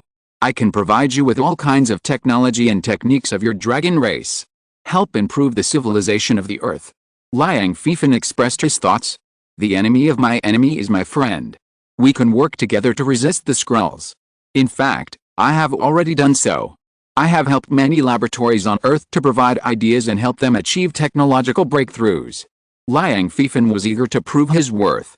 Dr. Banner proved what he said. Well, it is true. The technological boom at that time caught my attention. I wanted to investigate it. But then I was held back by other things and didn't go. Yes, I did all that. Liang Fifan proved that he had done some good things. But now it's meaningless. We have formed an alliance with the Nova Corps. We can get some basic technology support from the Star Alliance. Although these technologies are backward compared to advanced civilizations, they are more comprehensive and much stronger than your piecemeal technology. Tony was very strict. Fifan Long, think about it again. What value do you have? If not, our chef will slice you up. Tony gave Li Ji a look, and Li Ji understood the spirit. He has begun to sharpen his knife and prepare a super large iron pot to boil water. Are we going to have a hot pot? By the way, what kind of dipping sauce would you like? Sesame sauce, oil sauce? A double-flavored hot pot? Do you want to shave some bones off first? Shave from the tail. I heard that lizards can regenerate their tails. After Li Ji said this, Liang Fifan trembled with fear. Chapter 1122 I know Thanos very well. For the first time, Liang Fifan felt so close to death, so close that they could feel the steam coming out of death. Li Ji on the side was sharpening his knife and had prepared all kinds of seasonings: onion, ginger, garlic, pepper, aniseed, fennel, nutmeg, cloves, saffron, chili pepper, and butter. He had prepared a super large iron pot, which was filled with hot water and boiled. There was another pot ready for frying. Is this pot a little small? Captain Rogers looked at the big iron pot that Li Ji was fiddling with some curiosity. It looked very large, with a diameter of about 2 meters. It didn't look like it was used by ordinary people, but by some collective troops or companies to make super large pot meals. But even so, it still looked a little small. After all, Fifan Long was very big. In fact, this big iron pot was brought back by Li Ji from Kimatiki. He also asked Lan and Wang to engrave a temporary formation on the iron pot. Don't worry, it won't be small. Li Ji pointed to the temporary magic circle pattern on the iron pot and said, see? This is a magic circle, and the traceless extension spell has been cast. It looks like this iron pot is this big, but in fact, What it can hold is far beyond your imagination. We can put this flying dragon in it and stew it. While Li Ji was talking, the space gate was opened, and barrels of cooking oil and seasonings were thrown over by land from the other side of the space gate. What about 50 kilograms of salt, 25 kilograms of MSG? A soy sauce barrel as big as a gasoline barrel. It looks like a very large banquet is going to be held. So I said, don't worry, we have enough. When Li Ji said this, he patted Liang Fifen's dragon tail, which scared Liang Fifen enough. No, this is wrong, what you are doing is too inhumane. Liang Fifen shouted at the top of his lungs and demanded human rights treatment. You are a dragon, not a human, don't talk about human rights. Tony Stark didn't care what Liang Fifen said at all. He just said to Li Ji, will it get burnt if you say that? No, I'll let Dr. Doom control the fire. His fire magic is superb, and it's perfect for this. Have you read China's Journey to the West?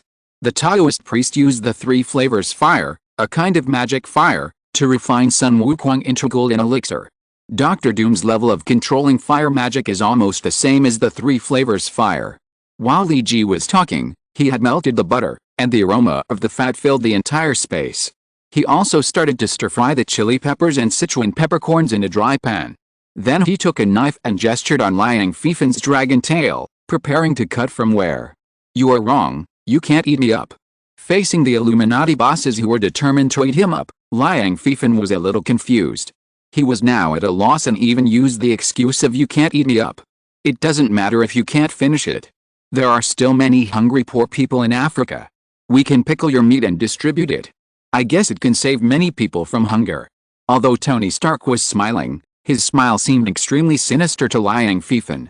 Professor Charles seemed unwilling to see this human tragedy. He asked Dr. Hank to push the wheelchair away, and before leaving, he just said, call me when it's done. Captain Rogers, you can't do this. You are a superhero, the first superhero in human history. You symbolize the freedom, democracy and peace of the United States. Do you think you can do this to your companions? Liang Fifen quickly said to Captain Rogers in order to protect himself. He hoped to impress Captain Rogers with his words and stop this imminent human tragedy. Captain Rogers shrugged his shoulders. I'm sorry, on behalf of the US government, I express 120,000 points of sympathy and pity for your experience, but from another perspective, you deserve it. No. Damn it, you double-standard dog of the United States. Liang Fifen even cursed double-standard dog. It seems that this is probably a word he learned when he was in China. Yes, I am a double-standard dog.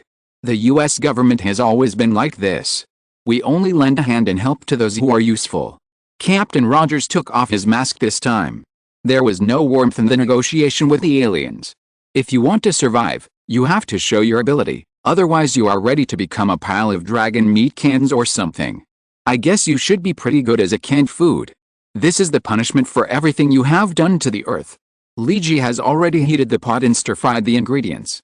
The various ingredients fried in butter have already exuded waves of tempting fragrance. Liang Fifen is inexplicably familiar with this taste, because he has eaten a lot of dipping sauces with similar taste in China. Without tasting the flavor, he suspected that it would be delicious if he cut a piece of meat from his body and dipped it directly in the sauce. Although it was inappropriate and dangerous, Liang Fifen actually drooled at the smell. Think about it, Liang Fifen, what use are you? If not, then prepare for the final punishment. Li Ji issued a final warning with a steel kitchen knife in his hand. Wait, don't pick my scales, don't cut my meat. Wait, let me think. Liang Fifen used all his strength to make a final struggle. I can provide you with all the technology of the Dragon Clan. I have a backup of the Dragon Clan's technology here. It's good to learn from others, right? There's no need to reject them all. In fact, the Dragon Ball also has allies. Did you ally with the Nova Corps? The Dragon Clan actually knows a lot of other civilizations. I can introduce them to you. Wouldn't it be great to add some allies for the Earth civilization? In fact, I also know many other civilizations that are dissatisfied with the Skrulls, because the Skrulls are the boss of the Andromeda Galaxy and are in charge of most of the greater Andromeda Galaxy. Just like the Nova Corps status in the Milky Way. But they are not as gentle as the Nova Corps, they are even more brutal. So many people in the Andromeda Galaxy are dissatisfied with them now. If necessary, I can help you connect with their other interstellar civilizations. Liang Fifan said everything he could think of. I can also help you make accusations, accuse the Skrulls of these atrocities, and win sympathy from the Interstellar Alliance. Liang Fifan faced death and butter hot pot at the doorstep. He used all his intelligence and wisdom in his life. At the same time, I also know the contact information of the Kree, the mortal enemy of the Skrulls. Behind the Kree is Thanos, the world-destroying overlord Thanos. If necessary, I can also help you contact him. The Chitauri are his lackeys. Although the attack on the Earth this time was done by the Chitauri, I believe Thanos must not know about it. Everyone here is talented, and I believe Thanos will appreciate your talents. I am actually very familiar with Thanos. I can introduce you to each other. Liang Fifan is now talking without thinking, and he even said that he is very familiar with Thanos. When Liang Fifan mentioned Thanos, Li Ji finally put down the knife, his eyes narrowed into a line and said, "Are you familiar with Thanos?" "Yes, really familiar." Liang Fifan nodded like pounding garlic.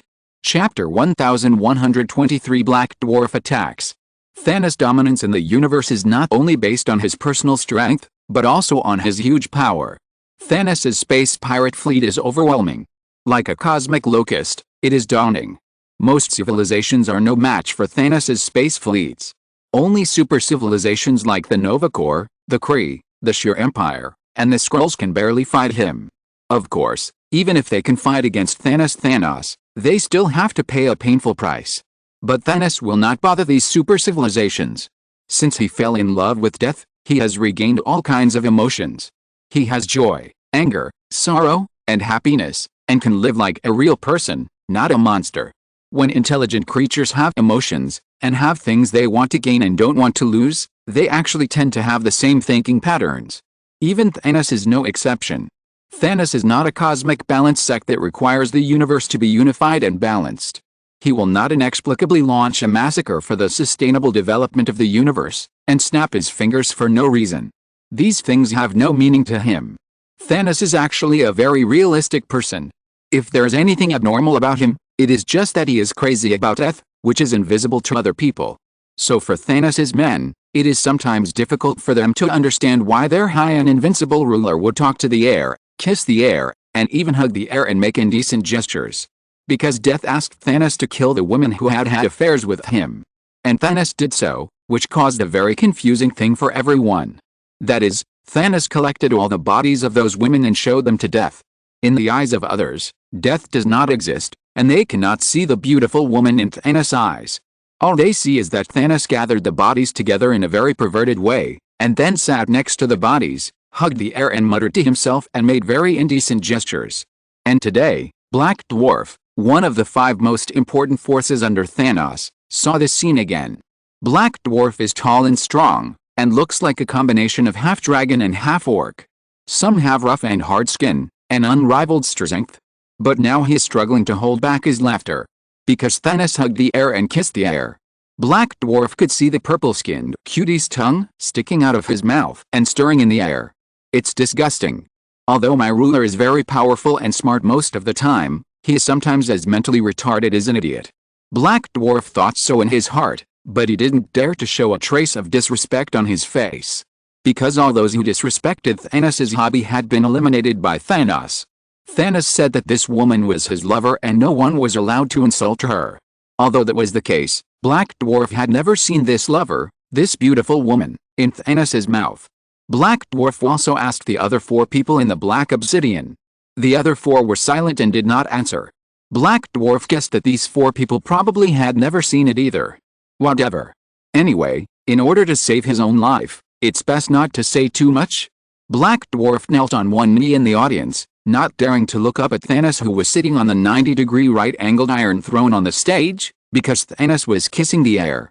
Black Dwarf was afraid that he would laugh out loud after seeing such a scene.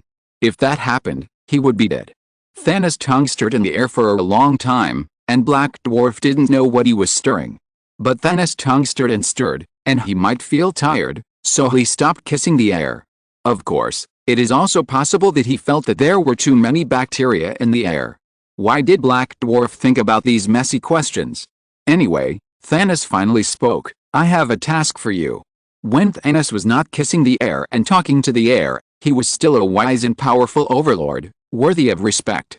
At this time, Black Dwarf was relieved, and Thanos was finally normal now. Black Dwarf immediately replied, "Please give your orders, my master. The 7th fleet of the Chitauri has been destroyed." Without the funny look just now, Thanos now looks indifferent and indifferent.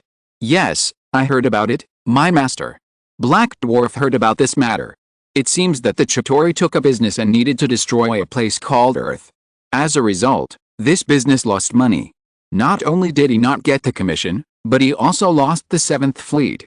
"Master, do you need me to destroy this Earth civilization that challenged our majesty?" This is the reason that Black Dwarf could think of for Thanos to call him. Because Thanos' men have not suffered such a big loss for many years. "Please give me 2 fleets, and I will completely eradicate this ant-like civilization." Black Dwarf is full of confidence, but Thanos doesn't think so in his heart. Because he knows very well what kind of monsters are hidden on Earth. There is a powerful wizard on Earth, and this wizard also knows an old guy named Odin. Moreover, this old guy named Odin beat him up last time and stole the Infinity Gauntlet that he had just completed. If Black Dwarf leads a large-scale attack with his fleet, he may not only face the Star Fleet and the Nova Corps fleet of the Earth, but also the Weird Wizard, and he may even bring the guy named Odin with him. Then a civilization called Asgard will intervene in this war. Thanos has heard of the name of Asgard, which is a group of war maniacs. He doesn't want to mess with these lunatics. Because they don't seem to want to do anything except fighting. It's very troublesome to mess with them. So Thanos simply said bluntly, "Black Dwarf, I ask you to go to Earth, not to attack the Earth." "Where is it?" "Destroy my son on Earth, and my last son. Bring back his body.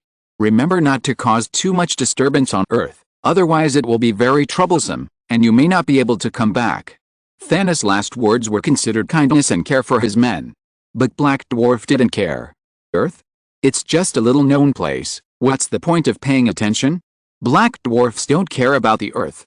Chapter 1124 Alien Management Department. The leaders of the Illuminati still don't know about the Black Dwarf coming to Earth.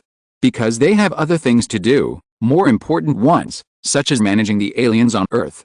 Because the arrest of Liang Fifan led to a large number of aliens, at least hundreds and thousands.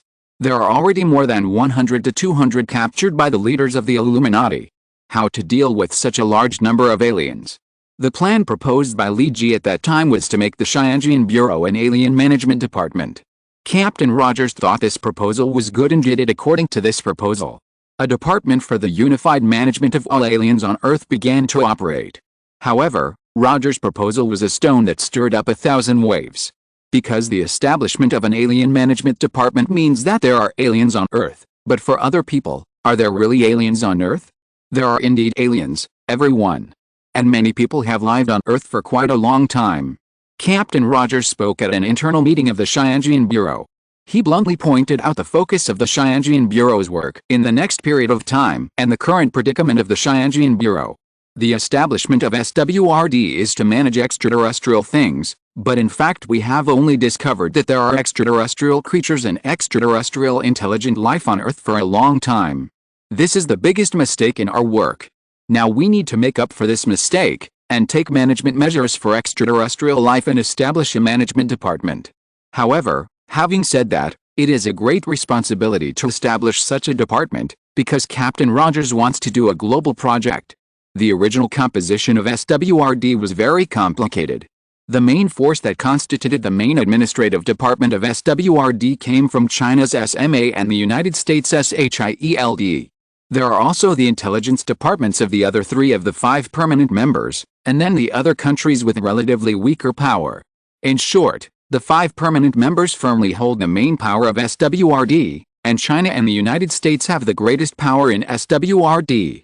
But now Captain Rogers' current prestige can overwhelm the intelligence departments of the 2 countries. Let them be willing to obey his orders. But Captain Rogers wants to set up an alien management department, which is different, because SWRD has always been targeting extraterrestrial projects. If it involves the management of aliens inside the Earth, it will inevitably involve problems on the Earth. The problems faced here are complicated. Although the Earth Federation has been established in name, and the connection between countries on Earth is now closer than before. But after all, now that the Earth Federation has taken the first step, who can safely hand over their territory to an intelligence agency that may be involved by other countries? However, this time, the United States is very willing to accept Captain Rogers' proposal. Because in fact, when the US government established Area 51, it did find some alien remains. They captured the bodies of aliens who died when they fell to the Earth, and the damaged spacecraft when they made an emergency landing. These were originally confidential, but because of the alliance with the Nova Corps, and the existence of the Galactic Star Alliance, and more importantly, after the war with the Chitauri, these confidential documents guarded by the United States have become a little ridiculous. Because the Star Alliance will provide better and more comprehensive technical information to the Earth Federation. This information will be open to all countries on Earth. The little information guarded by the United States is no longer worth seeing. The original story about aliens in Area 51 was all managed by the US military. Now that this aspect has no value, the military naturally kicked the ball to the Xianjian Bureau. If the Xianjian Bureau wants to manage it, then let it manage it, it doesn't matter. It can be said that the United States actually has a team that can be used directly. There is no need to worry about other countries' infiltration. China has more concerns. Because China does not have such a team to do this. If it is established from scratch, will the US intelligence agencies take advantage of it? Shang Qi and Li Qianhun in the Xianjian Bureau are representatives sent by the Shunmiao Bureau to the Xianjian Bureau. So they have to speak for China's interests. Captain Rogers, is this really appropriate? Although Shang Qi respects Captain Rogers very much, he still has to bargain in the face of national interests. Do you mean to establish an alien management agency? Captain Rogers raised his eyebrows. Yes, although the United States has discovered many aliens, hasn't China still found any traces of aliens so far? So we are considering whether it is really necessary to establish such an agency. What Shang Qi said was actually an excuse. Captain Rogers couldn't help but roll his eyes when he heard such an excuse. What do you mean China didn't find aliens? It's obvious that the most dangerous aliens on Earth are hiding in Shenzhen, China, but you didn't find them. The Earth is almost doomed, don't you know? Captain Rogers wanted to spit all this on Shang Qi's face, but he finally held back. Because if he said that, it would expose the existence of Liang Fifan, who is now illegally detained by them, and the most important thing is that Li Ji is still concocting Liang Fifan. My bottom line is that China must set up an alien management team, because there is evidence that China actually hides an alien family. But in view of the complicated situation in China, I didn't send anyone to arrest them. You can set up a relatively independent organization, but you must obey the management of the Xianjian Bureau. A plug-in organization, this is the lowest bottom line I can tolerate. Go back and discuss it with Zhang Xian of the Shunmiao Bureau. Captain Rogers finally persuaded Shang Qi to go back and bargain with his leader to see how China will respond. Just when he was just taking a breath and preparing to rest, another message came. A more troublesome news. Captain Rogers, we found another alien. Professor Charles reported to him. Captain Rogers said helplessly, okay, I want to register where this is. Asia, South America, North America, or Oceania. No, it's not anywhere. I think this alien may need you to meet him in person. Why? Because this alien is in the capital of the Inhumans, Attilan. He is an Inhuman. Chapter 1125 The Arrival of a New Era. The news revealed by Professor Charles is indeed a problem, that is, he discovered an alien, but this alien is a member of the Inhumans. You know, although the Inhumans have returned to Earth now due to various problems, the Illuminati is also cooperating with the Inhumans. But the Inhumans have always been a relatively independent race outside the Earth. They don't even live on Earth, but in space. Attilan has been orbiting the Earth in an orbit close to the Earth and the Moon. Because of the special attributes of the Inhumans, it is difficult for the SWORD to intervene in the issue of governing the Inhumans. The Inhumans have always been led by their royal family, and Black Bolt has been managing everything well, not giving anyone else any chance to intervene in his race. So if you want to arrest Cyan, it is impossible to just send someone over and catch him and then manage him. And the unified management of aliens is what Captain Rogers must do now. If the Earth is full of illegal alien immigrants, it will be too dangerous for the Earth. Even if aliens appear among the Inhumans and the Inhumans don't know about it, it is also a threat. The Inhumans now actually have a close relationship with the Earthlings. Because when the X potion began to be sold worldwide, the identification of all people on Earth with respect to race began to change dramatically. Because Professor Charles and his team were very single and studied a potion, mainly studied by Dr. Hank, that can directly change skin color. Aren't many people talking about skin color discrimination? Dr. Hank extracted this X potion from a mutant who can change skin color freely. In the future, everyone can have any skin color they want. This is probably because Dr. Hank is addicted to changing his fur color every day and thinks this idea is very good and everyone will like it. In fact, Tony was not optimistic about this project at first, but when this potion really appeared, the sales were actually very good. Many Asian yellow people turned themselves into white people, and many white people turned themselves into wheat-colored skin. Some black uncles turned themselves into pink skin ingenuity. Now at the latest international comic exhibition in New York, countless stunning cosplayers have emerged. Because of the appearance of the X potion, everyone discovered for the first time that the distance between the three-dimensional and the two-dimensional is so close. The emergence of X potions that can change hair color, skin color, and body shape at will makes humans begin to feel that the concept of race has become blurred for the first time.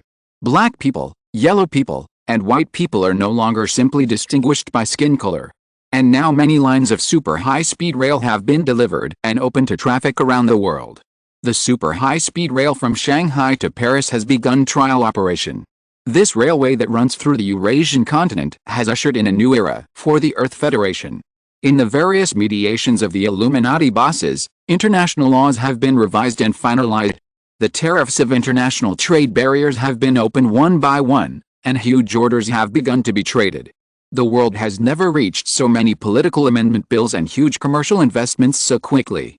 All countries along the entire railway are full of vitality and hope. There is no more war in the Persian Gulf. The Superhero Fund established by Lee G and the Tony and Pepper Charitable Foundation established by Tony Stark have begun to rebuild these war-torn areas. When the war stops, when people can see the hope of life again, the speed of reconstruction is always fast. In Africa, because of the arrival of the cosmic age, the 5 permanent members of the UN have reached a consensus on continuing to plunder resources in Africa. They need to focus on more ambitious projects, rather than intrigue and launch various agents on the African continent. They launched various wars. So almost at the same time, after the 5 permanent members of the UN reached a consensus privately, all the warlord separatist forces in Africa were instantly silenced. The 5 permanent members of the UN no longer provide any financial and arms support to their agents. And there is a new leader in Africa. Wakanda, which reopened its doors after the Battle of New York, has become the new leader of Africa. Wakanda wiped out those warlord forces that were still resisting. For the first time, the Earth Federation began to help African countries stabilize the situation in a real sense, rather than supporting agents in the name of stabilizing the situation. Because now they are no longer needed. The Earth Federation also announced a reduction in free food aid to Africa, because in fact, the wars and disorder in recent years, coupled with endless free food aid, have raised a large number of lazy people in Africa. Those who would rather eat aid food than work, they are not refugees at all. The African Union was established, and Wakanda became the chair country. The young Wakanda Prince T'Challa became the actual manager of the Union. He was determined to completely change this phenomenon. You must work to have food to eat. He promulgated new regulations to try to change the face of Africa. The 12 African countries that had previously reached a mutual assistance agreement with a mutant country, Tuvalu, were the first to respond. Their leaders were extremely eager for their countries to become stronger through the construction of their own citizens. With examples like Wakanda and allies like Tuvalu, they are not without opportunities. The route between the Earth and the Moon has become more and more smooth. With the help of the Inhumans, the Earth Federation has been mining helium-3 on the Moon at an increasingly faster speed. It has been less than a year, but the goal that was previously planned to be achieved in 3 years has been achieved. The price of energy has dropped to an unprecedented level. Putting aside the cost of infrastructure, the price of energy itself is infinitely close to zero. Controlled nuclear fusion has begun to completely change the world of the Earth. The greenhouse effect has been curbed for the first time, and the melting of glaciers in the Arctic and Antarctic has stagnated for the first time. The decline in energy prices has led to a large-scale decline in the cost of food cultivation. This has triggered a series of chain reactions. The reduction in food costs has enabled low-income people around the world to have access to more nutritious food. Food fraud has become unprofitable because food prices have already started to get cheaper and cheaper. The prices of various clothing have also begun to fall. Global inflation is like a high-speed train hitting a solid wall. For the first time, people feel that the money they earn has not depreciated, but has become more valuable. This is reflected in their lives in that in this year's global statistics, the happiness of people in all countries has increased to varying degrees. Traditional vehicles and other means of transportation have begun to enter the countdown to elimination. At this year's 3 major international auto shows, all the large automakers that can be called all launched new energy vehicles, and there are no new models of gasoline cars. In China, in order to solve the problem of the growing population in the Pearl River Delta and the Yangtze River Delta, housing shortages and soaring housing prices have occurred. The local government has even contacted the Stark Group, and a giant building will rise from the ground in the Yangtze River Delta. It exceeds the accommodation area of any imaginable residential building in human history. This building can accommodate an unprecedented 150,000 people. There are hospitals, schools, office buildings, shopping malls, entertainment facilities and green parks. The main reason for accommodating so many people is that Tony Stark solved the energy supply problem of the building. At the same time, an adaptive internal natural circulation system was designed. This system is an enlarged version of the ecological circulation system of the orchard that the Illuminati bosses saw on Venus.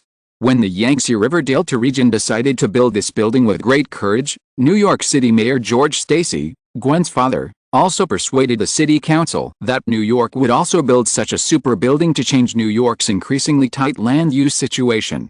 For the first time, everyone felt that they were so close to the future, so close that they could touch it.